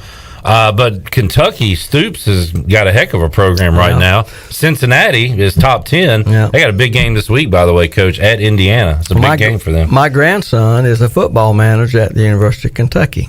Okay, so you're keeping an eye on them? Yeah, he graduated from South Central with a 4.7, I guess, GPA. He's on an academic scholarship. I know it went up that high. He's on, what, is it 4 point something? Yeah. 4.2, 4.5. That's awesome. But he's at Kentucky on a academic scholarship, and he wanted to be a football manager, and the football equipment guy, Tom Kalinowski, was there when I was there, and so he's there, and he's really enjoying it. Does he get to travel? Yeah, gets to do all that. See, that's that. I mean, when I was a kid growing up, I'd watch all these games, and I'd be like, I want to go to Nebraska to school. I want to go. I would just look at the big football stadiums. That is a cool gig to get a education like that and get to go to these games, be a part of the team, so to speak. That's pretty awesome. And they're playing good football right now. So, and let's see, South Florida. Well, they're in the dumps, Coach. ECU's better than South Florida. So you got that. Louisiana Tech. How about that game? Skip should have had that win against Mississippi State. That one got away. You were at Baylor, Georgia Tech. So a lot of stops for old Coach Smith. Tulane, they got a big one against Ole Miss this week. That'll be a good game. Yeah, we went to Tulane. I went there with Tommy Bowden. I was the last coach hired. And oh yeah, was that, we talked about this, was that Sean King or Patrick Ramsey or Sean both? King, yeah, undefeated. Yeah. And when I went down for the interview, I didn't know. I knew Tommy. We had worked together at Kentucky. He was the running back coach my first year there. Of course, I stayed for about 8 years at Kentucky, and Tommy left after 1 year. And of course, I'd ran into him for years, recruiting. Plus, I knew his daddy real well. But I went down for the interview, and I just carried few closed, because I was just going to be there like 1 or 2 nights. And I got there for the interview, and, I knew one other coach on the staff. And I interviewed for the defensive coordinator job, secondary job. And, I got there, interviewed, and did all that kind of stuff, spent the night. And the next morning, I got up and kind of, I went over and I told Tommy, I said, well, I don't have my flight arrangements and all to get back. He said, you're not going back? I said, what do you mean? He said, you got the job. I said, hell, nobody told me. He said, you didn't come down here to interview for the job. You had the job. You came down here to live here. You just didn't know it. And I said, well, I didn't know that. And so wow. I called my wife, and she put everything on a box and shipped it to me. How I'm curious too, like your living arrangements. So you have these stops, Coach. What do you do? Do you rent? Do you buy? How many houses have you had during your coaching career? About 13. Quite a few, yeah. Now at Tulane, I was there. It was pretty neat. Sandy Barber was the athletic director, and she owned a house, and it was like a 3 or 4 bedroom house, and she let all of us stay there free until we could move our family in, because she was no longer living in the house. She had rented it, but it was vacant when we got there.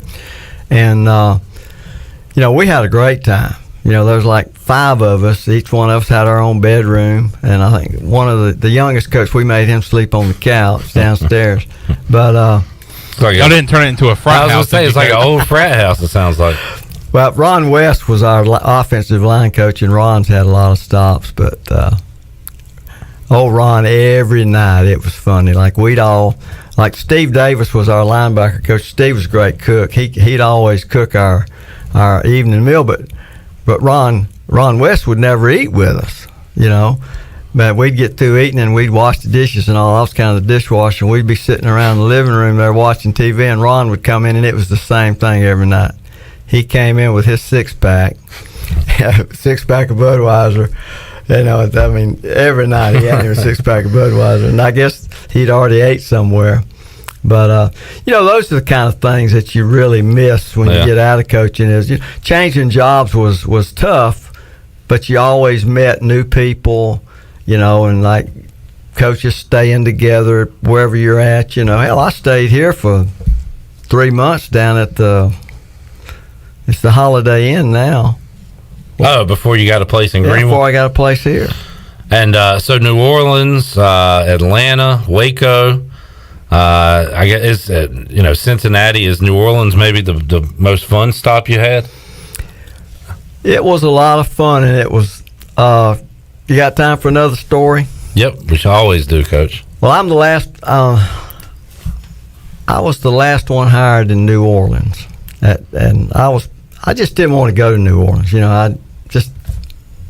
That wasn't my deal. Right. Okay. And the coaches noticed how down I was about it, and I got a phone call. Somebody called Coach Curry, Bill Curry, because I'd worked for Bill 10 years, and Coach Curry got me on the phone. He said, I hear you're really down and out about this thing. I said, Coach, I don't want to live in New Orleans.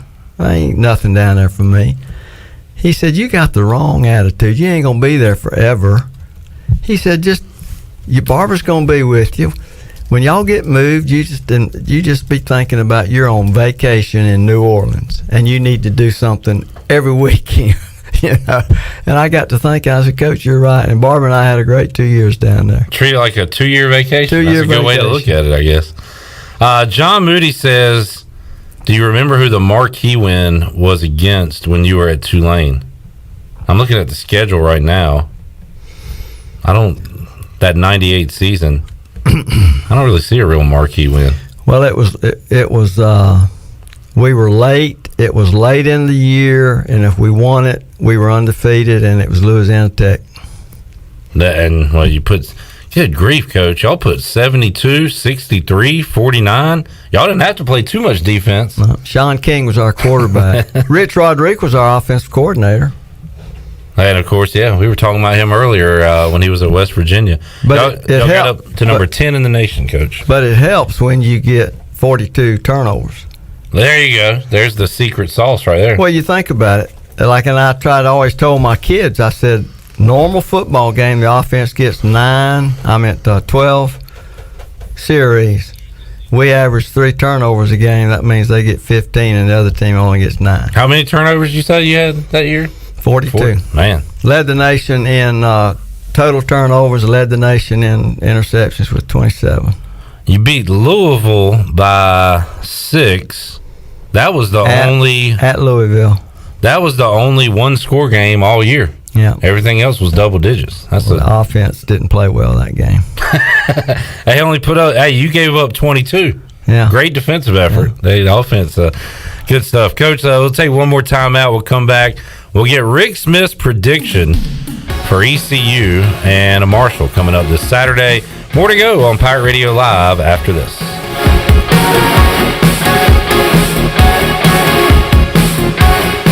Hey, Troy D here with my good friend Kelvin Rawls from Pest Tech. Kelvin, I just want to thank you and Chris and all the great folks at Pest Tech for such awesome service. You totally eliminated the mosquitoes in my backyard, plus the fire ant problem I was having in the yard. Hey, you're certainly welcome, Troy. I have heard the same thing from all of our customers through the year of COVID. With everyone being home, they want to enjoy the outside and being mosquito, fire ant, and pest free. Enjoy all your property from the kitchen to the curb. Visit pesttechofgreenville.com today for complete service. Hey Pirate Nation, this is Amanda Houston, and when it came time to make the game-winning play for relaxation at our house, I made the right call to Jamie Lang and Carolina Hardscapes. Jamie and his team built the backyard oasis of our dreams with a beautiful custom paver patio, outdoor lighting, and fireplace. Make your backyard incredible and call Carolina Hardscapes today at 364-1201 or visit their showroom on Fire Tower Road across from Bostic Suck. Go Pirates!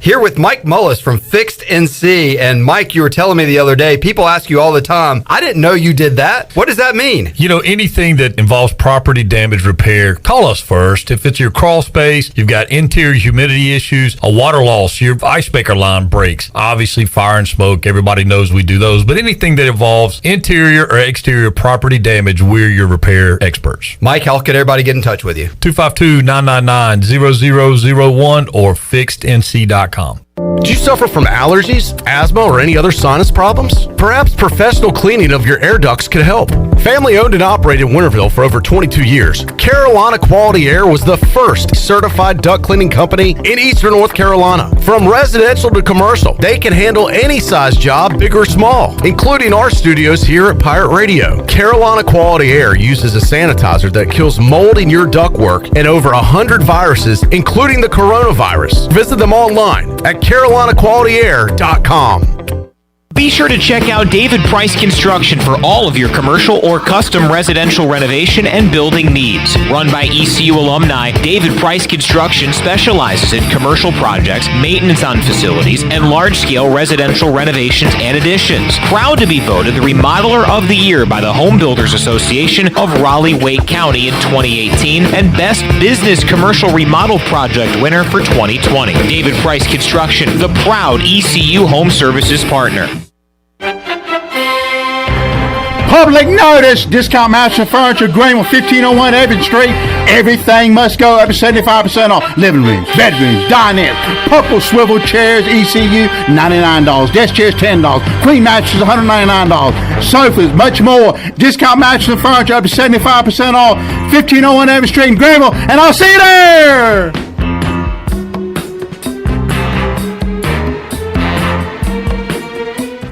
Washington Chrysler Dodge Jeep Ram between Greenville and Washington has a great selection of pre-owned inventory, and they're stocking more used cars, trucks, and SUVs every day. Washington Chrysler Dodge Jeep Ram has everything from coupes, convertibles, small and large SUVs, diesel and gas heavy-duty trucks. And hey, they'll buy your car even if you don't buy one from them. Go to WashingtonChryslerDodgeJeepRam.com to browse the new and used inventory, and go check out their service department. They're your local dealer for custom lift kits, wheels, tires, and accessories accessories on all makes and models. And Washington Chrysler Dodge Jeep Ram is your certified rough country dealer and can uplift your next vehicle with one of several Washington off-road packages.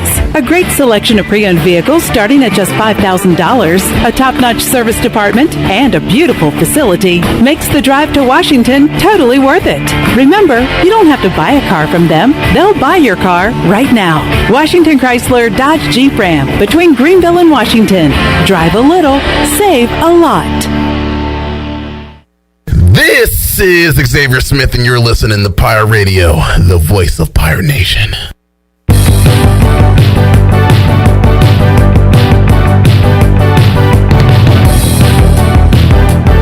You're listening to Hour 3 of Pirate Radio Live. This hour is brought to you by Carolina Hardscapes. Making memories with your family and friends is what life is all about. If you have a dream of having a backyard patio fireplace, pool walkways, fire pits, or more, then Carolina Hardscapes is the place to call. Get started on your dreams today at Carolina Hardscapes on Fire Tower Road, across from Bostic Sun Furniture. Now, back to the show.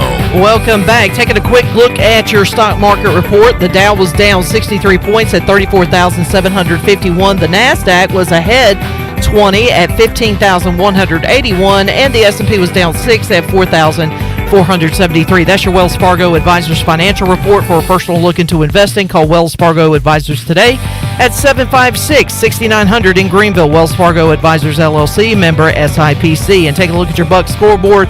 Padres are leading the Giants 4-0 in the top of the 7th inning. It is the Yankees out to an early 2-0 lead over the Orioles in the 2nd inning. And one football game tonight, Louisiana hosts Ohio. Kickoff is scheduled for 8 o'clock.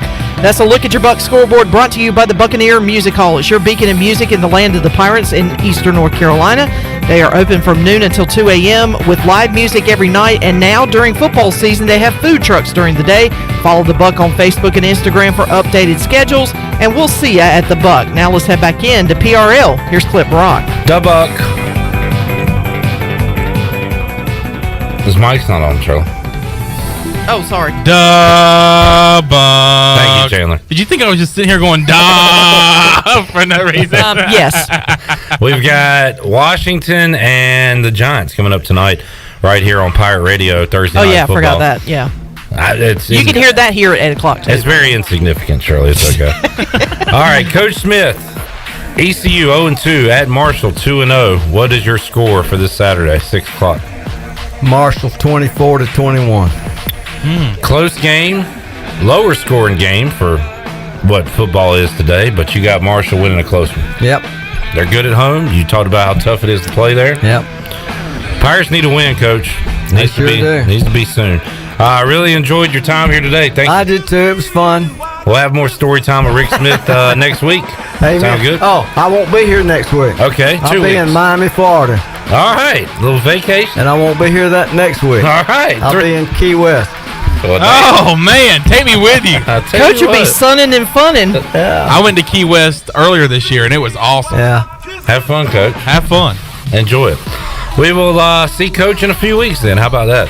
We'll see you fine folks Friday, 3 o'clock for an all-new edition of Pirate Radio Live. Shirley Rhodes, Chandler Honeycutt, Coach Rick Smith. I'm Clip Brock. So long, everybody. Thanks for listening to Pirate Radio Live, an exclusive presentation of the voice of the Pirate Nation. This is Pirate Radio, WGHB Farmville, 1250 and 92.7 FM Greenville, WDLX Washington, 930 and 104.1 FM Washington. The following is an exclusive presentation of Pirate Radio, the voice of the Pirate Nation. Welcome to the Pirate Radio Podcast, featuring special guests discussing a wide range of topics and personal stories. The Pirate Radio Podcast is presented by White Claw Hard Seltzer. Nothing tastes quite like it. Visit whiteclaw.com today. White Claw Hard Seltzer, proudly distributed by Coastal Beverage. Please drink responsibly. Now live from the Pirate Radio studio, here's Shirley Rhodes. Hello, and welcome to another episode of the Pirate Radio Podcast, the Players Lounge Edition. Pirate Radio podcast is brought to you by White Claw Hard Seltzer. On today's podcast, we'll hear from ECU players Holton Ahlers, DJ Ford, Tyler Sneed, Xavier Smith, Bruce Bivens, and CJ Johnson. Sit back and relax. Today's Pirate Radio podcast, presented by White Claw Hard Seltzer, starts right now. All right, back inside the Players Lounge here on Pirate Radio Live. Clip Brock, Troy D joining us, the quarterback for the East Carolina Pirates, Holton Ahlers, on the Fixed NC Live line. Holton, appreciate your time. How you doing today, man? For sure, man. Thanks for having me. Yes, sir. And Holton, we'll get into it. A dismal performance offensively by the Pirates on Saturday, and you said it yourself. You pointed the finger at yourself after the game. 11 of 24, 77 yards, 2